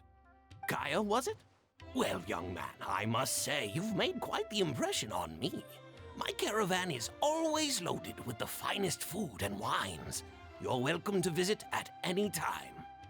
Thank you for the invite, sir, but I'm afraid I've reached the end of my time at Sumeru. I'm sure that my friends and family in Mondstadt must be missing me terribly. Well then, consider it an open invitation. Once you've been bitten by the travel bug, my friend, you'll be getting itchy feet again before too long. My door is always open. If you're ever interested, please ask Darbil to reach out to me. Darbil, we can continue discussions on the sponsorship once you've wrapped up today's show. I'm going back to the inn. Thank you so much, Master Toos. I'll see you shortly. Seriously, Kaeya, thank you for bailing me out again. You're a good guy. May the gods bless you. You know, you should stay for a few more days. I owe you a meal at the very least. Darbil, Asgar is back. He lost track of time playing Genius Invocation TCG. You've got to sort him out. Genius Invocation again? Ah, that does it. That kid's not getting away with it this time. Please excuse me, Kaeya. I will be right back. Sure, there's no rush. Okay, I think they're all gone. Let's slip away now while we can.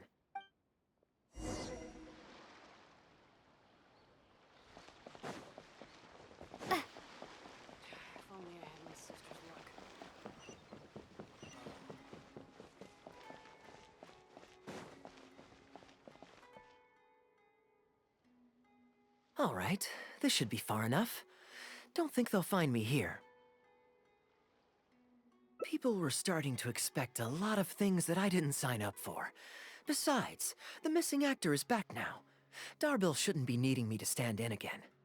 I don't mind socializing, but compared to chatting over food and drink, I much prefer just going wild on the stage. What about you? Did you enjoy the show?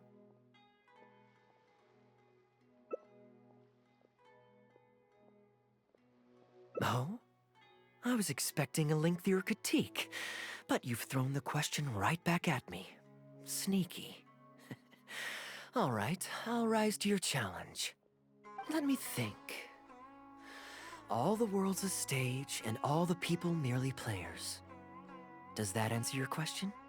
Perhaps there's an inept god out there deciding everyone's fates, much like the academia student drafting Darbil's scripts. Yeah, inept is a good word for it. Honestly, it might even be a little too civil to describe a god who turns fathers against their sons and is bent on endless warmongering, don't you think? Anyway, that's exactly why actors need to wake up and realize they don't have to follow the script.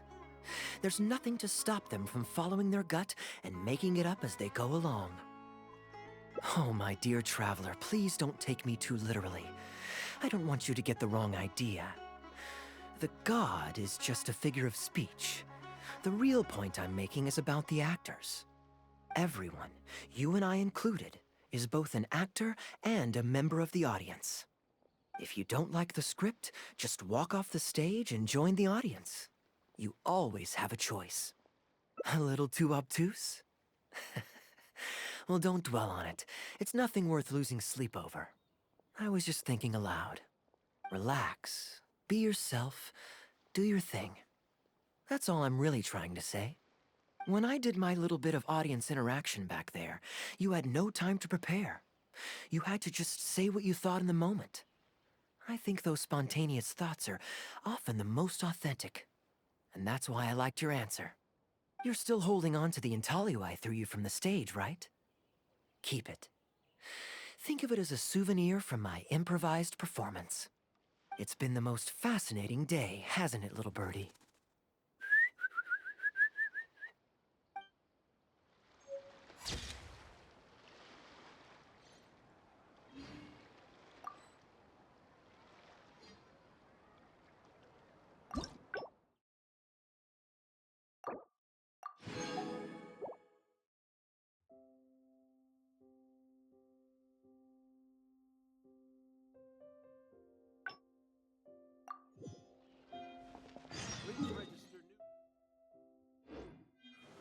Bringing top to bottom reform to our foreign trade sector.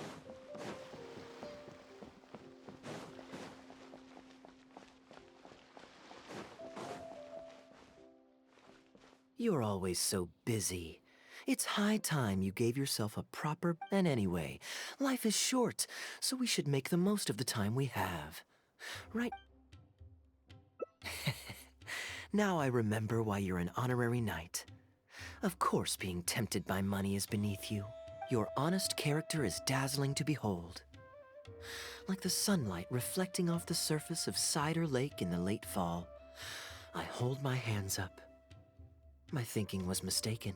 In that case, I guess today's end-of-trip blowout is cancelled. I shall pack my luggage and prepare to return to Mondstadt. Oh? You'd do that for me? Well, this wasn't what I'd originally planned, but it's a very welcome development. When I was souvenir shopping, I picked out something for you too. Guess my thoughtfulness wasn't in vain. Let's keep that a secret for now. Not because I want to keep you guessing. It's just that I didn't think I'd run into you here. All my gifts are back at the inn.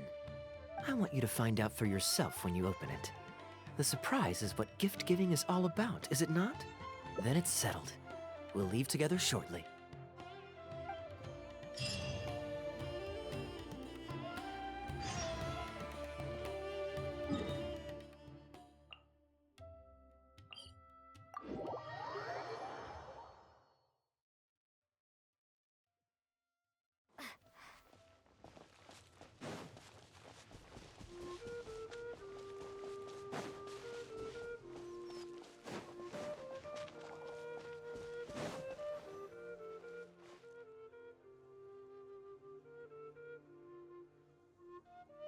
Look, Mondstadt's windmills. Ah, such a comforting sight. Now, as promised, your souvenir. Here you go. According to the merchant I bought it from, mysterious spirits called Jinn often live in lamps like this. And this lamp in particular once housed a very powerful genie. Merchants love to exaggerate to help make a sale, but it's still quite the pretty little lamp. I know you like rare things, so perhaps you can add this to your collection. Of course, you can also use it as an ordinary pot. Personally, I think it'd make an excellent wine vessel. You're welcome. I'm glad you like it. I'm ready to head into the city now. You're free to join me, or you can make your own schedule. I could give everyone their souvenirs first, but I'm not sure whether I'm in the mood for running around and visiting people right after the long journey. Maybe I'll take a breather first. But I know I'll only get bored sitting in my room alone. Ugh. Do you have any suggestions? I'm honored to have such a caring friend. Let's go to the plaza in front of the cathedral. We can listen to the bards playing or feed the pigeons. After so long in Sumeru, I've begun to miss that slow-paced and relaxed atmosphere. There's no rush. We can take our time and stroll on over.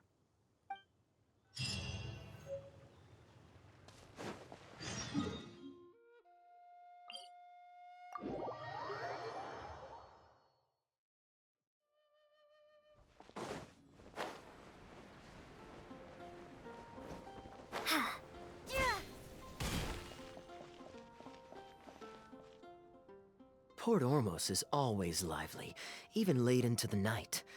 People there go to bed much later than I imagined. Quite a stark contrast with Mondstadt. People pray and play music in the cathedral plaza during the day, but come nighttime, the streets are deserted except for the knights on patrol. Good question. Life in Sumeru is never dull.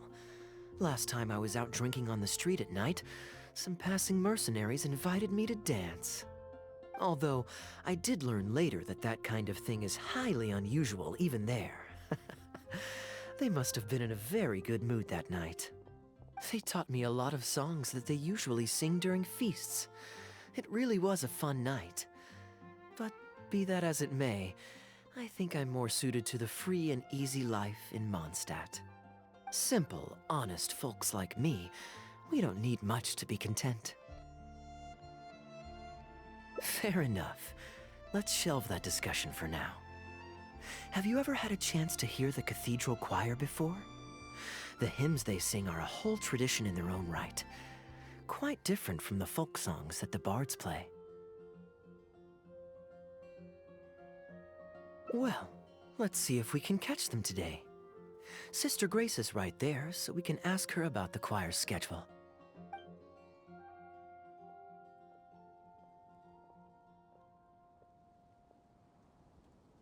Excuse me, Sister Grace. Does the church choir have any performances coming up soon? Oh, I'm so sorry. The hymn concert we previously announced has unfortunately been pushed back. Oh? What's the story there? As you probably know, Captain Kaeya, we've been trying to organize an amateur choir in addition to the regular church choir. Ah, yes. I heard about that. I believe the plan was ultimately to have different choirs who can take turns to perform hymn concerts. Yes, exactly. Well, it turns out there are plenty of believers who are good singers and interested in joining a choir. So, in theory, It should have been a simple case of getting everyone in the same room, then practice, practice, practice. But for some reason, the rehearsals are going terribly. I don't understand it. Everyone in the choir has a basic level of musical literacy, but they sound awful together. It's like everyone's trying to do their own thing. There's no group harmony. Oh, maybe I'm just not musically gifted enough to give them the guidance they need. Captain Kaeya, I know you like listening to hymns. How good is your understanding of vocal music? Me? Music is far from my forte. But if you need some help, then don't worry. I know an expert who's more than up to the task. Thank you so much, Captain Kaeya. Having some expert guidance will definitely be a great help. I'm sure you've figured out who this expert is already.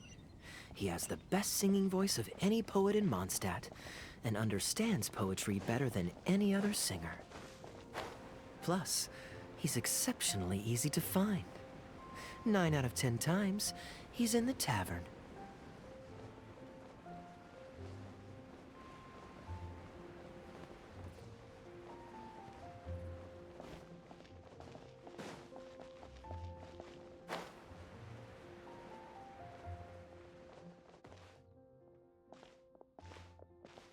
Good day. Drinking alone? I hope you don't mind us joining you. Hello, hello! Please, take a seat. We're all friends here. Patton, 1 moonlit alley and an apple cider.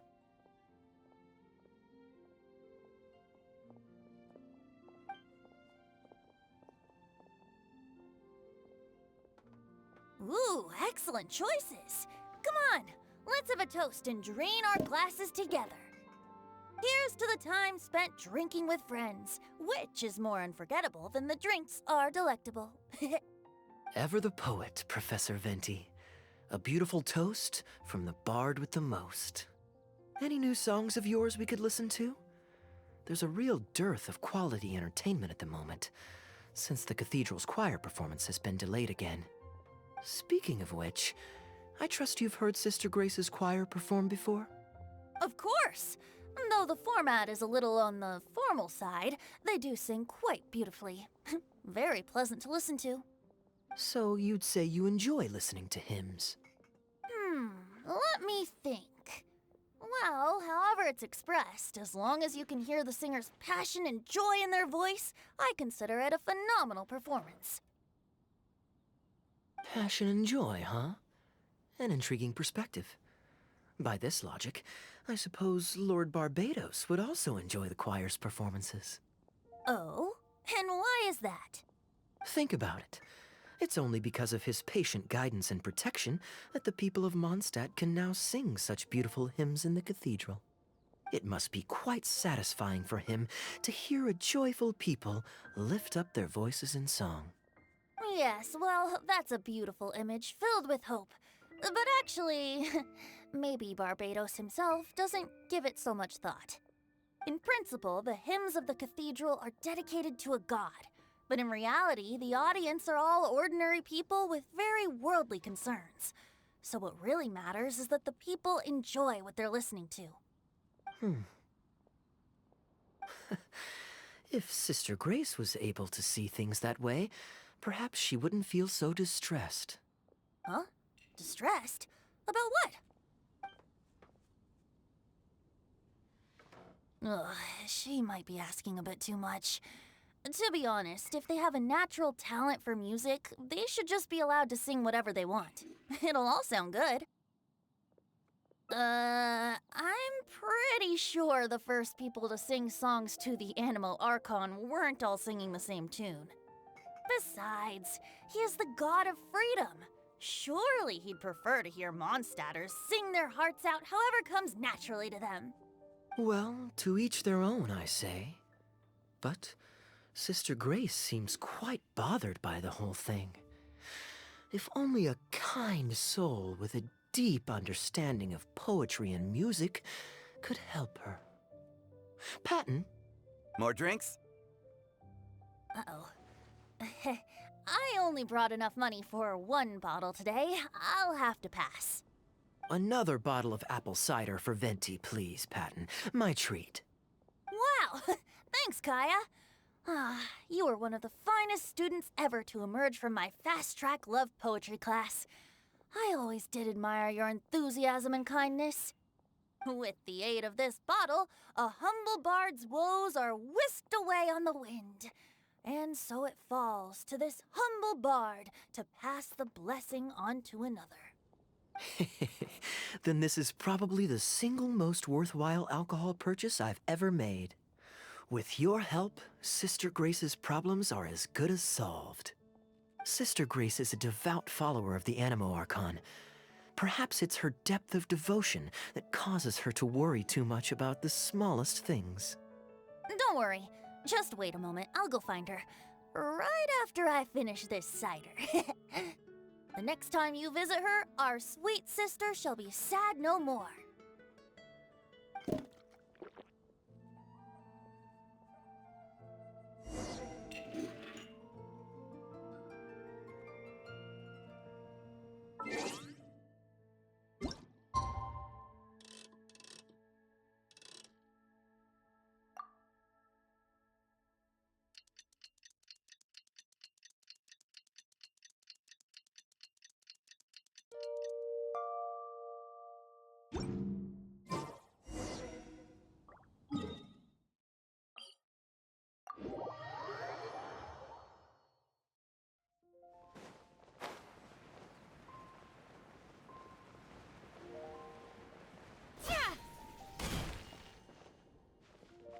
Hello, Sister Grace.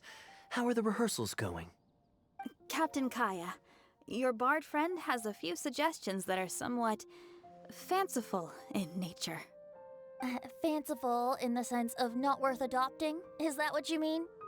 Everyone in the choir loves to sing, but they're used to singing their favorite songs. Suddenly asking them to sing in perfect harmony like a church choir with years of experience is just too difficult.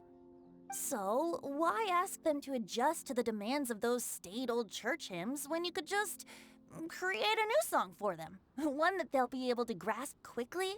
If you want, I could help. Church choirs typically stick to traditional hymns. This is certainly an innovative idea. What's stopping you from considering it, Sister Grace? While I don't expect a recently established amateur choir to perform on par with our own church choir, this would be a major departure from tradition. I'm just not convinced that it's appropriate. Is the Church of Favonius really such a stickler for tradition? Giving believers the chance to express themselves freely seems like it would be a very positive thing. So Venti, do you think the Animo Archon would like to hear a new melody? Of course! This was the wish of the people when New Mondstadt was first founded. Okay, well let's see what our other friend thinks. Traveler, what are your thoughts? Another vote of confidence. Maybe there's hope for this idea yet. Maybe it's just a generational thing, but... well, it's not a completely unreasonable idea. I suppose it can't hurt to try. Looks like we're all in favor then, so let's start preparing. Sister Grace, could we trouble you to inform the choir members? Of course. I'll tell them now, and then we'll give this a try. Should we find some people to help us compose the lyrics? If this is to be a new song of the people, then the more fresh ideas we have, the better. Good idea. Let's split up and find some contributors, Traveler. Let me think. Since we're composing a song, we should try and recruit at least one person who understands music. Aha, I know. Sister Grace, how would you feel about us asking Sister Barbara to provide her input? Given that the idea is to write a song dedicated to Lord Barbados, I'm sure Sister Barbara would be very willing. Perfect. Traveler, why don't you head into the cathedral and invite Sister Barbara to join us? I'll look for another friend who's interested in helping us.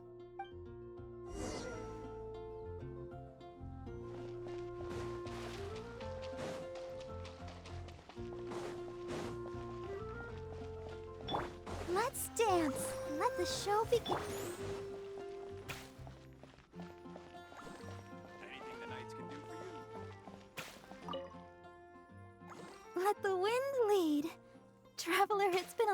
time since I last saw you in the cathedral.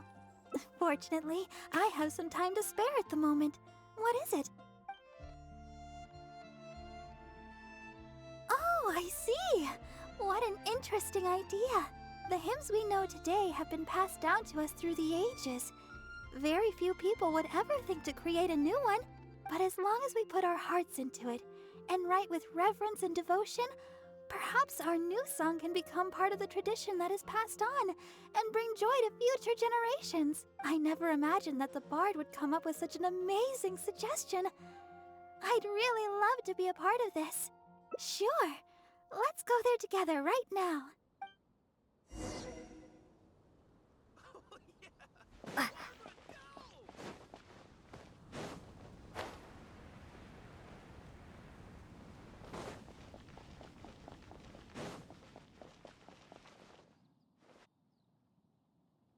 Ah, you're here.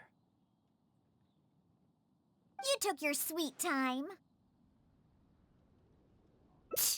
I've seen Kaeya play Genius Invocation TCG, making up a bunch of baloney to distract his opponents. He's a trickster, plain and simple. So now, I gotta check with you guys to see if what he's saying is true. Can we really write about anything we want in this song? Even the evils of Mondstadt's wine industry? And is the choir really gonna perform it publicly? So everyone on the streets will hear it? I don't think anything's off limits. I thought it was a fun idea anyway. Then I want to write this. All booze hounds will be punished harshly by Lord Barbados.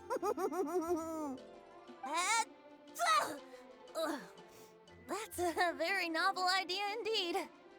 I'm used to just humming to myself while I work. So after Sister Grace criticized us for not singing in harmony, I was planning on quitting the choir. I never thought we'd be able to just sing what we wanted. What a relief. Plus, we get to write a song with Sister Barbara. I'm so honored! Thank you, everyone. Why don't we start by picking a theme for this song? I agree. Traditionally speaking, the theme should be Praise be to the gentle and loving Lord Barbados.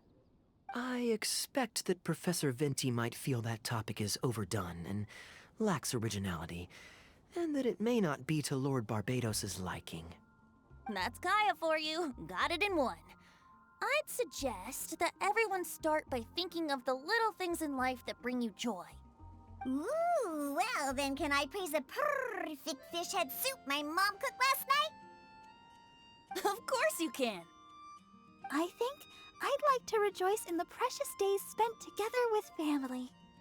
Let us praise Mondstadt, the city that allows us to sing freely.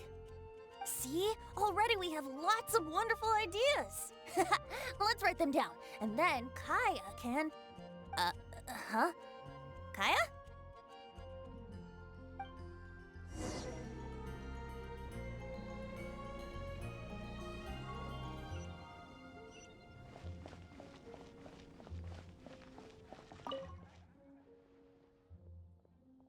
What are you doing here? Didn't want to participate in the discussions? I just wanted to take you to hear a performance, but that obviously didn't happen thanks to the problems with the choir rehearsals. The rehearsals are now back on track, so I've done my part. If I stay here any longer, I'll probably get roped into singing with them. I'd rather it didn't come to that. My songwriting abilities are limited. If doing nothing but loitering on the plaza enjoying the scenery all day is the only way to relax, then I suppose I didn't get to relax. But that would get boring after a while. To me, it's more fun to wander around, see what's happening, and insert myself into interesting situations. Besides, can you be so sure I didn't have something to gain from helping Sister Grace with her choir rehearsal dilemma these past few days? Oh, I spy 2 naughty students skipping class, and they just so happen to be the very 2 who asked me to help Sister Grace in the first place. We're ready to review and discuss everyone's lyric contributions now. Hey, why is it that you look like you're trying to run away? I still recall the teachings of Professor Venti.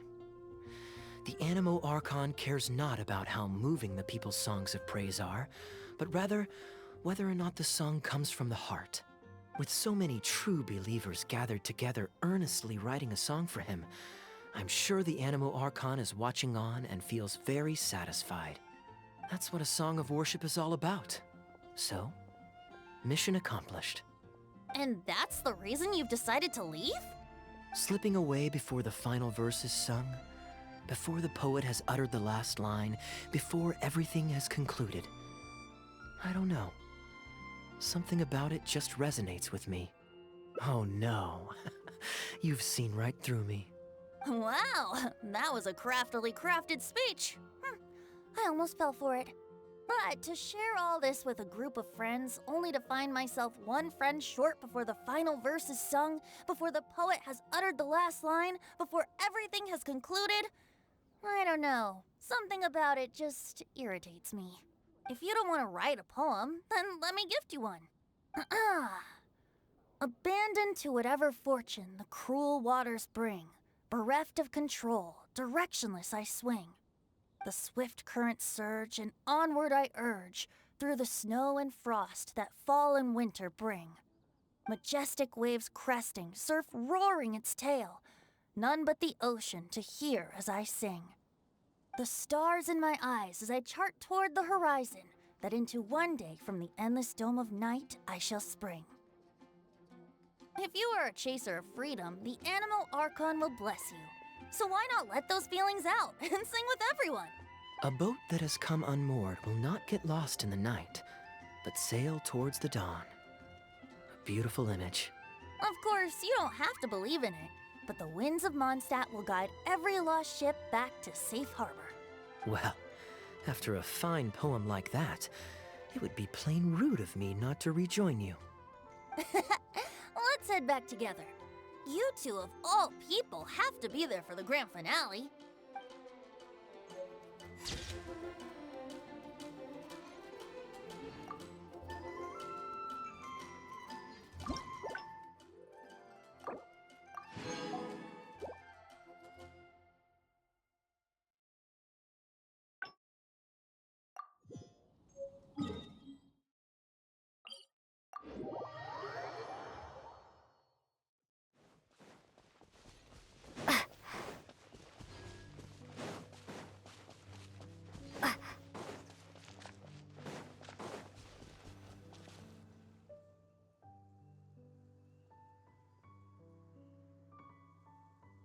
Look, Mondstadt's windmills.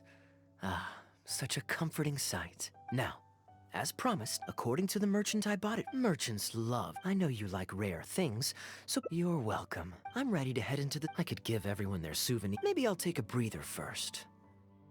But I know I'll only get bored sitting in my... Yes, I suppose. Okay, souvenir run it is. They're mostly people you know, so it'll be a chance for you to say hi to some people you haven't seen in a while. Let's start by going to the Knights of Favonius headquarters.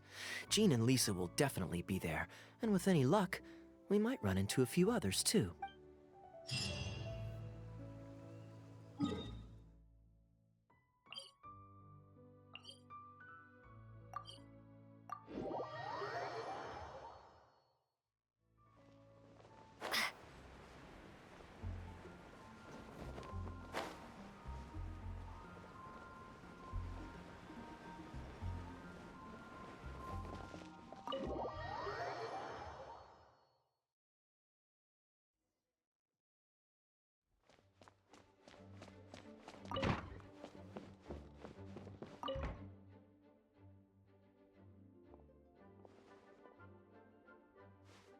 Hey, you two busy?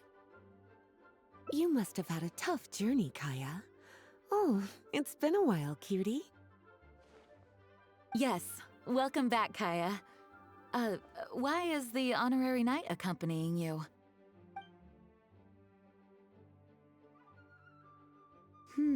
I understand. Back to matters at hand, Kaeya. I have already received your report. You did well this time, thank you. A few days ago, we received a letter from the representative of the Wine Merchants Association in Sumeru. It was thanks to your on-the-spot decisions that further losses, due to continued delays, were avoided. Just doing my duty. Anything to reduce the acting Grandmaster's workload. Oh, I nearly forgot. I have some unused travel funds. I'll return the surplus now. Given the suddenness of the situation and the difficulty in resolving it, I authorized a greater than normal disbursement in case of unforeseen circumstances. But I didn't think there would be this much left over. Thank you, Kaeya. Just doing the right thing. But I'm not actually here for a post-trip debrief. I brought some souvenirs back for everyone. Souvenirs from Sumeru? Here, the letter opener is for Jean, the jeweled brooch is for Lisa, and the items in the box are for everyone else. The artistry of this is exquisite. Look at the ornamentation on the sheath. This must be one of those crafts unique to Sumeru. It's my first time seeing one in person. Thank you, Kaeya. I love the color of the gem in this brooch, and the setting is so elegant. You have excellent taste, Kaeya.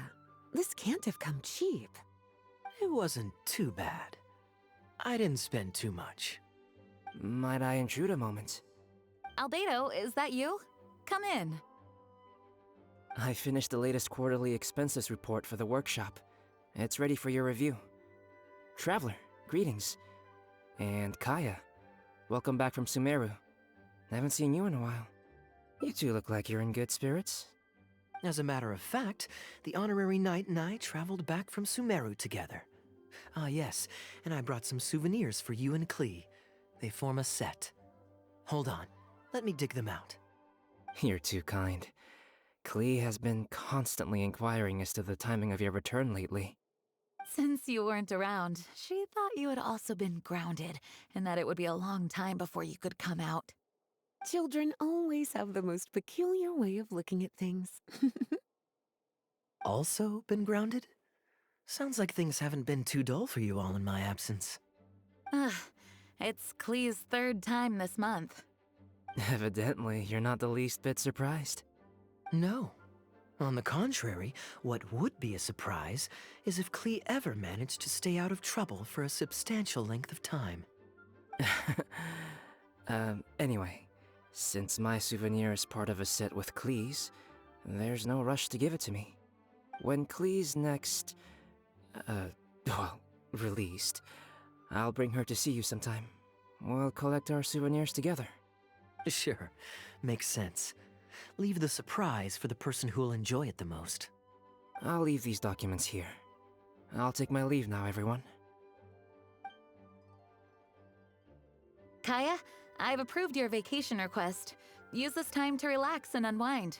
Don't worry about the report and other work. I'll take care of it. You too, Honorary Knight. There isn't any work the Knights of Favonius require your assistance with at this time, so please take it easy. Thank you. Then we'll be going now. Enjoy your vacation. But don't forget to return the Fox and the Dandelion Sea series before it's due. Don't worry, I'm nearly done with those. I'll be able to return them in a few days.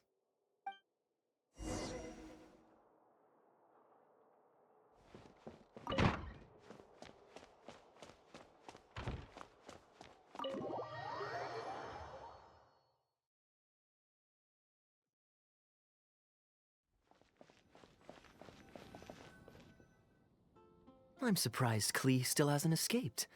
I taught her a few tricks just before I left. Kids will always have their moments of mischief, but to be able to grow up without a worry or care in the world is something truly precious. Well, now that all the gifts for the Knights of Favonius are with Jean, next up is... Ooh, how about we visit the Dawn Winery under the pretext of delivering souvenirs and try to score some free wine? It's been a long time since I last saw everyone there. Plus, it'll be the perfect time to treat you to some of their newest brews. D-Luke should be there tomorrow since he has business to deal with. But then there's nothing scheduled for the day after tomorrow, so perhaps it'll be easier to get free wine then. What do you think? When should we go? That works. then I guess we'll see D-Luke. Let's meet at the front entrance of the Dawn Winery tomorrow.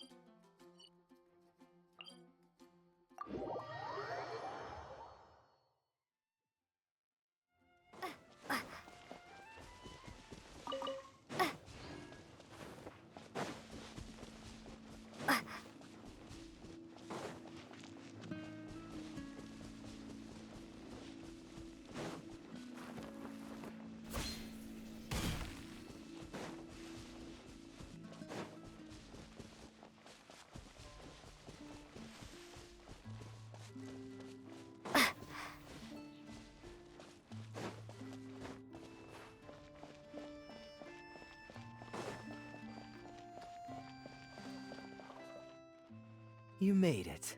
Come on, let's go inside. Brace yourself for some sour grapes.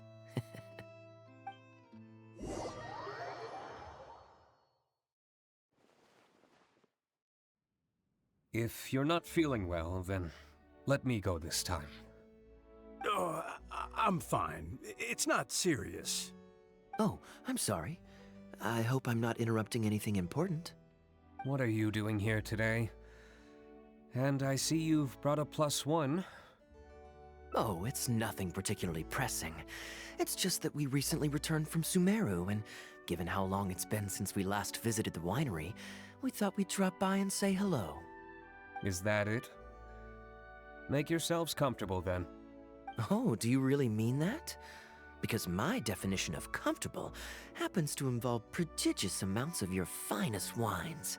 Speaking of which, I'm curious where you store the wine these days. Is it the same place as it always used to be? Sounds like you're in a hurry to reach your goal. Been plotting this raid for a long time? Plotting a raid? Why, you misunderstand me.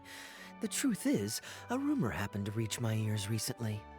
My informants tell me that last month, the Dawn Winery spent a large sum of mora on 2 bottles of limited edition Northland Valberry liquor.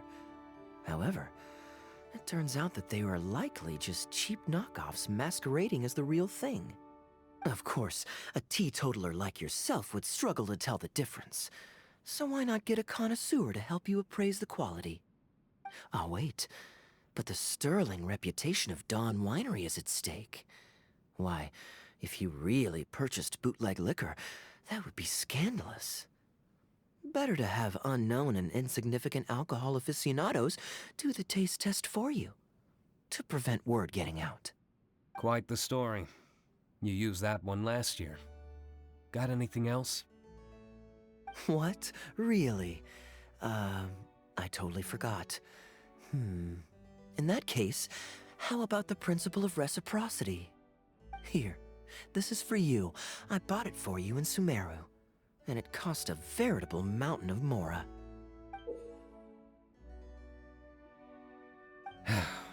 Thanks. Put it on the table. That's it? No comment whatsoever? You want a comment? Okay then. This thing is very in line with your unique aesthetic tastes. Much like that vase over there. Elzer, fetch a bottle of this year's newest batch from the warehouse, or else someone will keep blathering on with endless excuses. One moment, Master Kaeya. I shall fetch it immediately. What's wrong, Elzer? Are you okay? My throat is a bit raspy is all. It got better after I began taking medicine, but recently it flared up again. Other than a bit of difficulty breathing now and then, it's nothing to be concerned about. Many illnesses are caused by overwork. If you don't get enough rest, medicine alone won't solve the problem. Surely you should have long since handed over the work of the winery to D-Luke by now. You can't keep being D-Luke's butler. He's becoming a louse. Actually, most of the time he... Take some time off, Elzer. Don't put it off any longer. I'll handle the guild matters. It's important to take care of your health. You have to take it seriously. And, cavalry captain, you would do well to remember that brevity is the soul of wit. Master D-Luke, Master Kaeya, thank you both. Then I'll take my leave and rest for a few days. Enjoy your vacation. Though, before you officially clock out, let me head out the door with you. We can grab a few bottles on the way. There's nothing quite like enjoying a quality wine while feeling the gentle breeze against your face. Normally I'd accompany you, but unfortunately I still have some pressing matters to take care of. My apologies and regards to both of you. Really? Oh, that's a shame.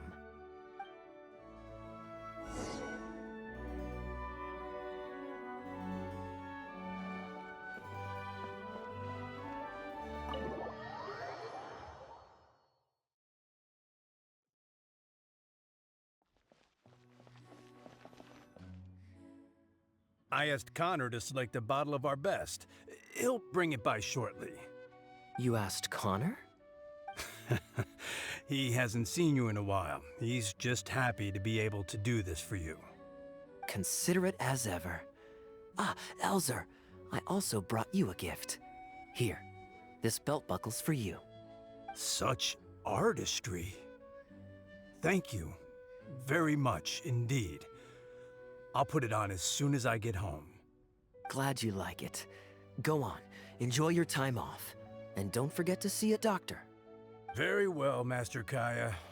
I'll be taking my leave now. Elzer is a good guy, and he's very responsible. But with 1,000 different things to worry about each day, that same sense of responsibility wears him down. Master Kaeya, your wine and an apple cider for your friend.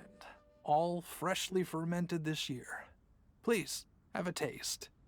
Traveler, this one's for you. Oh, very clear. And a full-bodied aroma. That's rather nice. Isn't it? This one's a little on the sweeter side, but I can go grab a dry one if you'd prefer. No need. Sweet is just fine. Let's drink one together. Don't mind if I do. I haven't caught up with you like this in a long time. We used to always pour the first glass for you when cracking open a new barrel.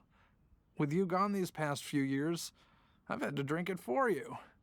Well, since it wasn't me harvesting the grapes, de-stemming, or crushing them, it's much more fitting that you should take the first taste. Crushing the grapes improves the aroma and color of the wine during the fermentation process. If you're curious to learn more about the winemaking process, you can read our Fruit Winemaker's Manual. If you'd like, Traveler, you can help us harvest some grapes. Winemaking can be quite a lot of fun. It isn't nearly as exciting as he makes it sound. Your back will be in so much pain after picking grapes that you won't be able to stand up straight. Master Kaeya is right. Harvesting grapes is a back-breaking labor. But seeing the grapes turn into grape juice, then ferment into wine, it's a fascinating experience. And every person at the winery should have a chance to share in it. Wait, so D-Luke actually helps you with the winemaking? Oh, goodness no. Master D-Luke is far too busy, not just during the day, but even at night. Oh? And just what is D-Luke always so busy with? Well, you know, come nightfall, he's always out there, networking, and so on.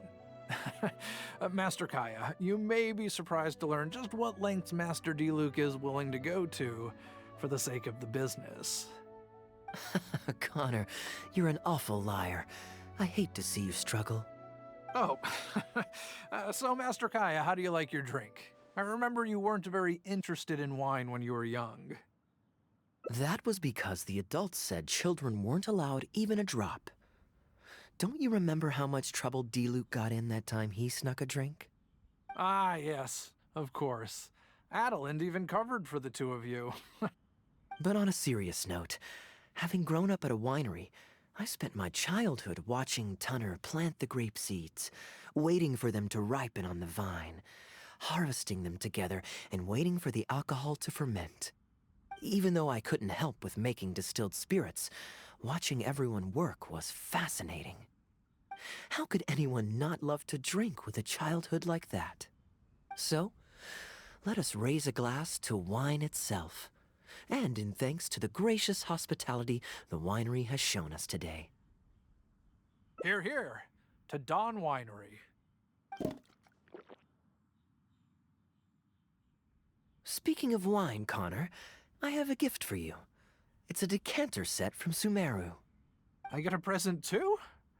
Thank you, Master Kaeya. Time really does fly. I still remember the days when everyone was giving you gifts at your birthday parties when you were young.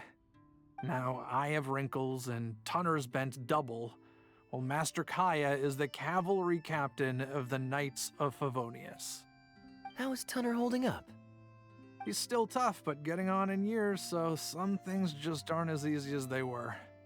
But he's used to doing things his way and doesn't trust new employees to do it for him. A lot of the temporary workers I hired quit because they couldn't handle how picky he was. Master Kaeya, if you have time, why not go talk to him about it? You're probably the only person he'll listen to besides Master D-Luke. I definitely owe him a visit. I haven't seen him in some time, and I do have fond memories of the days when he was teaching me to pick grapes.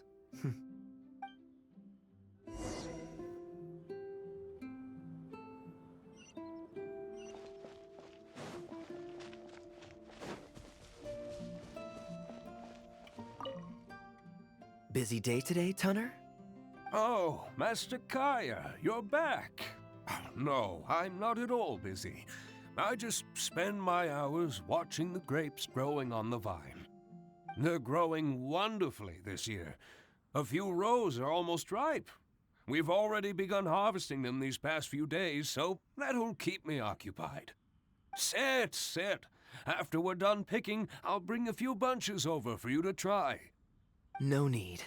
We were just drinking with Connor, and our stomachs are so full of wine that we couldn't eat a bite. What about your friend? Doesn't she want to try? Allow me to introduce the honorary knight of the Knights of Favonius. Ah, the honorary knight in the flesh. There are so many talented people in the Knights of Favonius. You all have bright futures ahead of you. Harvesting grapes is hard work. Let me help you. Do you still remember how I used to help out when we were short-handed? I believe I do. In that case, I'm counting on you. What's this? Everyone's clamoring to do manual labor? Well, suits me. More help is always appreciated. Come with me, young lass. I'll tell you which grapes are ripe enough, and you can pick them.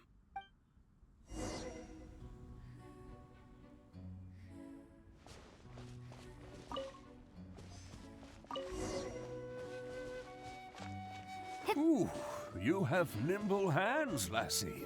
Master Kaeya wasn't nearly so careful when he was young. He mangled so many his first time. What a waste. Fortunately, the young master has a good head on his shoulders. Didn't take long for him to get up to speed. And now he's turned into such an outstanding young man. Polite and kind. If I had a son as exceptional as Kaeya, oh, I would be the happiest man in Mondstadt. There's a few more rows of grapes up ahead. Let's finish picking them together. Careful not to damage the grapes when you pinch the stem.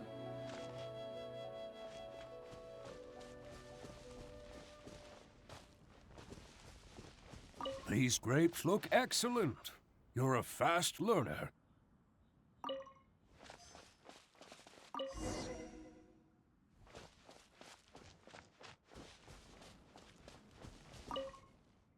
I'll take them. Good job. Master Kaeya left the winery and moved to Mondstadt. Just like my own son, Guy. He left home to join the Knights of Favonius, too. I don't know him like Miss Adeline or Master Diluc do, but I know that no matter how old your child gets, they always need a home they can come back to. And without family by your side, you at least need the companionship of friends. I've been working here for decades and watched him grow up with my own 2 eyes. Sometimes I get the sense that there is something bothering him. Something deep-rooted. But he guards his secrets closely. Or perhaps he just doesn't want to involve us. After all, I doubt that we could help him. I can see that you have a good relationship with Master Kaeya. Please look after him. He's very dear to us. Hearing that puts my mind at ease. You're a good child. Thank you. Wonderful, wonderful. Knowing that he has a friend like you, we here at the winery can be happy for him. You're looking very happy, Tunner. Was the traveler telling you some jokes? No jokes. I've received a letter from my son, Guy. He's really going places. I'm so delighted. Master Kaeya, honorary knight. My eyesight is fading in my old age. Could you read it out for me? Of course. Thank you both.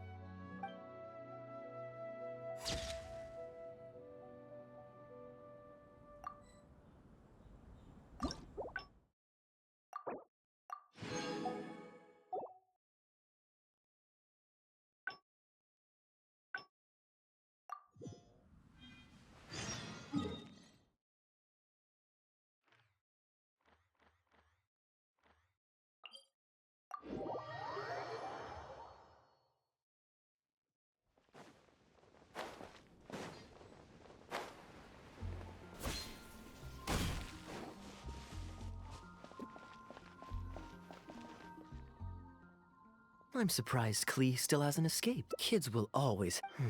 Well, Diluc should be there tomorrow since he has business to deal with. But what do you think? When should we go? Great, then it's settled. Let's meet the day after tomorrow at the front entrance of the Dawn Winery.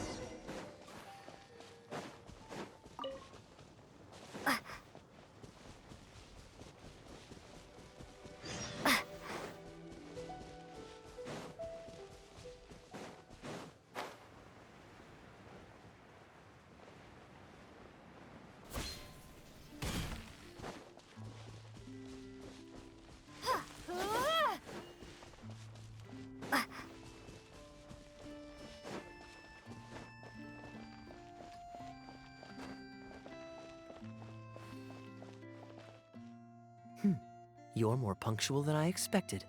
Let's head inside.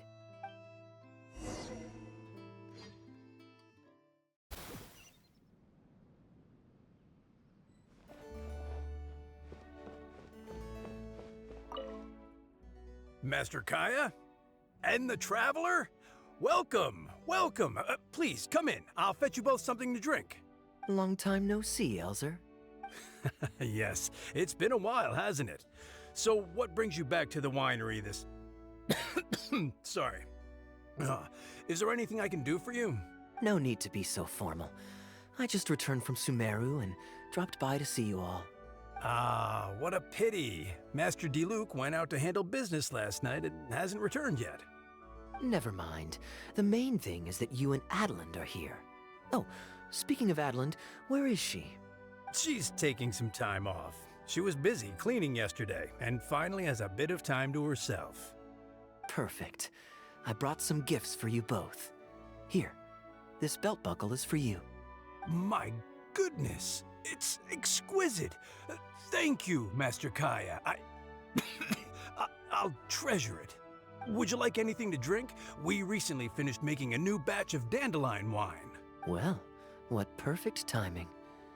I was just wondering how this year's batch was coming along. Let me fetch a barrel and have someone deliver it to the Knights of Favonius headquarters for you. Oh, I won't be needing an entire barrel. A couple of bottles will be more than sufficient. Else Diluc might say I came here to beg. Oh, Master Diluc might grumble, but he doesn't mean it. Anyway, let me fix you both a drink. Much obliged.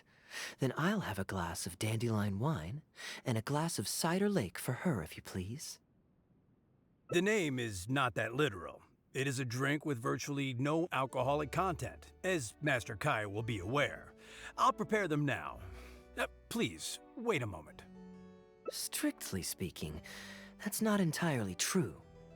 Cider Lake does have a tiny amount of alcohol in it. Please, enjoy. Pleased you liked it. Looks like my bartending skills haven't faded with age. How have you been recently? Is the winery's business doing well? To tell you the truth, we've had our work cut out for us recently trying to fulfill some major orders. Things have only just started to quiet down over the last couple of days. So, you've had no time off lately? Master Diluc was concerned about the same thing. But with him being out on business for a few days, who would take care of business and the guests if I were to take time off? Maybe some other time. At least take half a day to see a doctor and make sure you're okay. If your condition worsens, Diluc will never forgive himself. You make a fair point. If you're worried about having someone to handle the winery, why not leave it to me? I'm familiar enough with your responsibilities to cover for you for a while. Master Kaeya, Please, come back to the winery more often. We all miss you very much. All right. No need for that kind of talk. Come on, I'll see you out.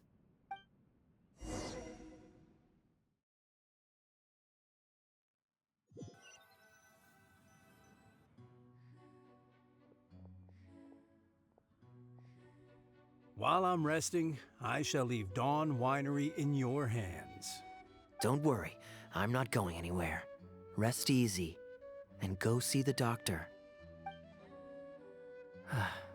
Such great weather today. A calm breeze and delicious wine. This is quite the treat. Though, it's a pity this batch seems a bit bland.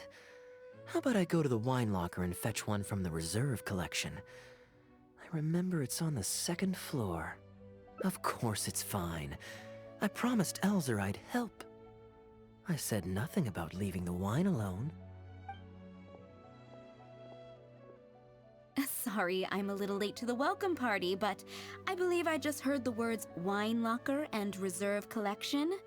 Planning on pilfering a bottle of reserve, Master Kaeya? The reserve collection is reserved for a reason, you know. You should at least run it past Master Diluc first. Oh, Adeland, surely you misheard. We were simply taking a walk around the house. I see. Anyway, what brings you and the Traveler to the winery today? We just returned from Sumeru. It's been a while, so I thought we might drop by and say hello. And perhaps enjoy a complimentary drink while we're here. Surely you wouldn't object, Adeland.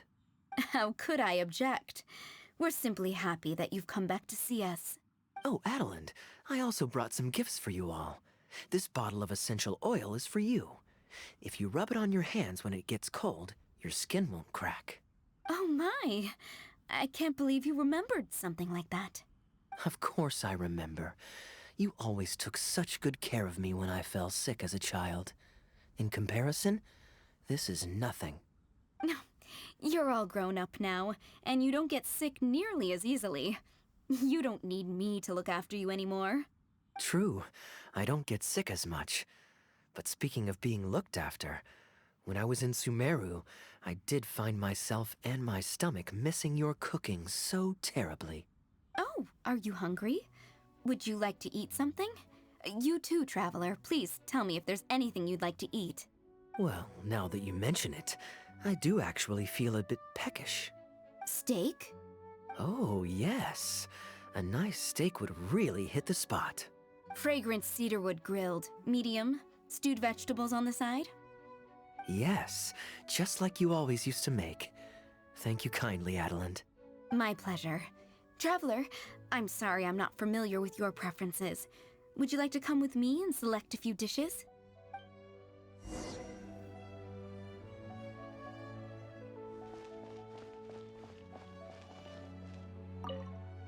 Grilling the steak over fragrant cedarwood infuses it with more flavor than pan-frying it. It's a favorite of Master Kaeya's. Since using an open flame to grill indoors is somewhat inconvenient, we usually set up a grill outdoors. It's perfect for grilling meat, but you can also use it to make stews. I can offer you a satisfying salad, cold cut platter, and anything stewed. What would you prefer, traveler? Okay, right away. Master Kaeya really likes stewed vegetables, but it takes the most time. So I'll start making that first and then prepare your meal once that's underway. Of course! I looked after him and Master Diluc when they were growing up. He wasn't always such a complicated character. He was a gentle child, polite and very sweet. Boys, huh?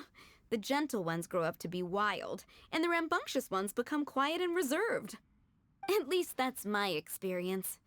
If there's anything you don't understand about Master Kaeya and his antics, please feel free to talk to me about it. His temperament has changed quite a lot over the years, but he still has a lot of the endearing qualities I remember. Kaeya is much savvier and more mature than he used to be. Goodness knows he could be tricky to deal with. But let me share a few little tips. When he answers your question with a question, stop and think carefully about what he wants you to believe, and don't be led on by him. As for not knowing what he's up to, that's because he loves making up a good cover story. But don't let him get to you too much. You can take it from me. You were drinking a cider lake just now, right? Do you know why it's called that? The name was coined by none other than Master Crepus when he mixed the drink for Master Kaeya himself. Oh, they were adorable when they were young. One time, the winery was hosting a banquet, and Master Crepus strictly forbade Master Diluc from drinking. Master Diluc wasn't happy about that, and he convinced Master Kaeya to team up with him and sneak into the wine cellar to steal some dandelion wine. And how did I find this out? Because when Master Kaeya attempted to distract me, I could clearly see Diluc hiding around the corner of the corridor, gesturing to Master Kaeya to direct him through the whole thing. The Captain Kaeya of today never bats an eye when he lies, but he wasn't like that at all when he was young. Ah, goodness, how did I get into this? Anyway, they were discovered by Master Crepus in the end, and he was furious. He punished Master Kaeya by making him write lines, and Master Diluc was forced to clean the wine barrels in the cellar.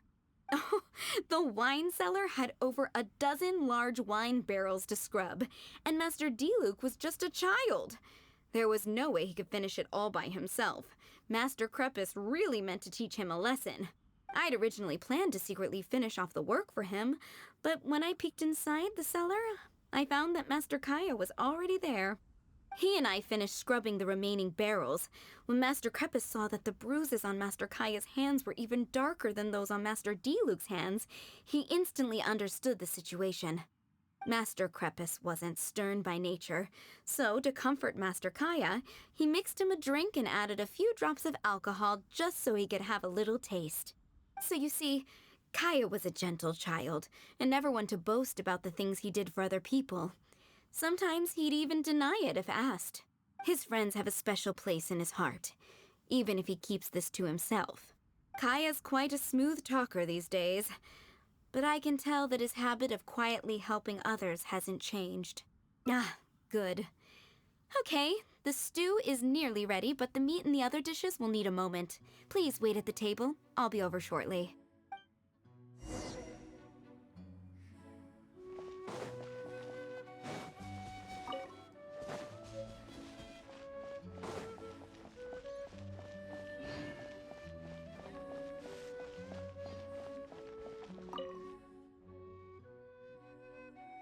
Drinking fine wine, eating Adelin's steak? Ah, now this is what I call a vacation. Oh? What has Adeline been telling you? So she told the good stories. Well, shucks. Now I'm embarrassed. Food's ready. I hope you're hungry. I made a little extra, given how long it's been since you were last here. Oh, we never imagined there would be such a magnificent feast. You've really outdone yourself. Why don't you sit and eat with us this time? If you keep chatting away, the food will get cold. I'll wait here. Please call me if you need anything. I'm afraid that just won't do, Adeline. I'm serious. We get together so rarely. Can't you bend the house rules just this once? After all, I don't live here anymore, so I'm just a regular guest. You aren't going to refuse your honored guest this small request, are you? Since it's you, Master Kaeya, I see no choice but to honor your request. I know that us sharing a meal is a sign of our close relationship, but this is technically against the rules for a maid, so please forgive me for rebuffing you at first. I didn't mean to sound rude. Traveler, given how petty Master Kaeya can be, it must be hard for him to make friends. Does he have any friends in the Knights of Favonius? See? I do have a way with people. And now I have her here to back me up. Hello, everyone. Pardon me, but is this Dawn Winery? I'm Guangzhe, a guard with the Secure Transport Agency under the Leo Communications Office. Here's my card. No wonder Elzer felt so strongly about staying. He certainly wasn't kidding about how busy it is. Mr. Guangzhe, a pleasure to make your acquaintance. The pleasure is all mine. The Secure Transport Agency has worked with your fine establishment in the past, though we have only corresponded through letters. I always found it a great pity that I, the overseer of our cooperation, have never had the occasion to visit in person. Why don't we go inside to discuss the details? No doubt the conversation will flow better with some of our wines to taste. Adeline, we'll continue our discussion later.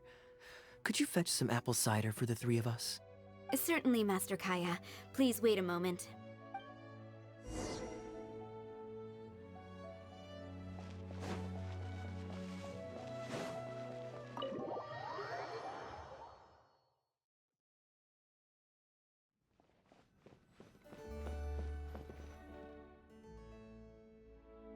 And how might I address you, sir, as well as Just Kaeya is fine. I'm standing in today for Elzer, who usually manages the winery's business. And this is my good friend. A pleasure to meet you as well. I'm not just here today to pay a visit. I actually have an invitation for Master Diluc to cut the ribbon at a ceremony to celebrate our agency's business. Our collaboration with Dawn Winery last year was quite successful, and I was curious about your product shipment plans for the next quarter. If it's no trouble, please, also mention to Master Diluc that our agency has expanded this year, so if the winery has any additional needs, please, consider us. Master Kaeya, the apple cider you requested. Master? Wait.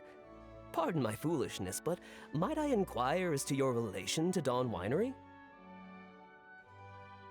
I'm Master Crepus's adopted son, and Master Diluc's brother. However, as a serving captain with the Knights of Favonius, I am rarely at the winery. My mistake. I apologize for not realizing earlier. I do hope I have not done you a discourtesy. You may have misunderstood, Mr. Guangzhi. Though I am Master Diluc's brother, I don't actually live at Dawn Winery. I'm also a guest here today. I'm merely here receiving guests due to Elzer being temporarily indisposed. But please, don't worry. I will be sure to extend your invitation to Master Diluc. Thank you for your graciousness. I knew the Dawn Winery's wines were delicious, but I am only now discovering how wonderful the apple cider is. It has a clear and inviting fragrance. In addition to the apple cider, the winery has an extensive collection of reserve wines and liquors.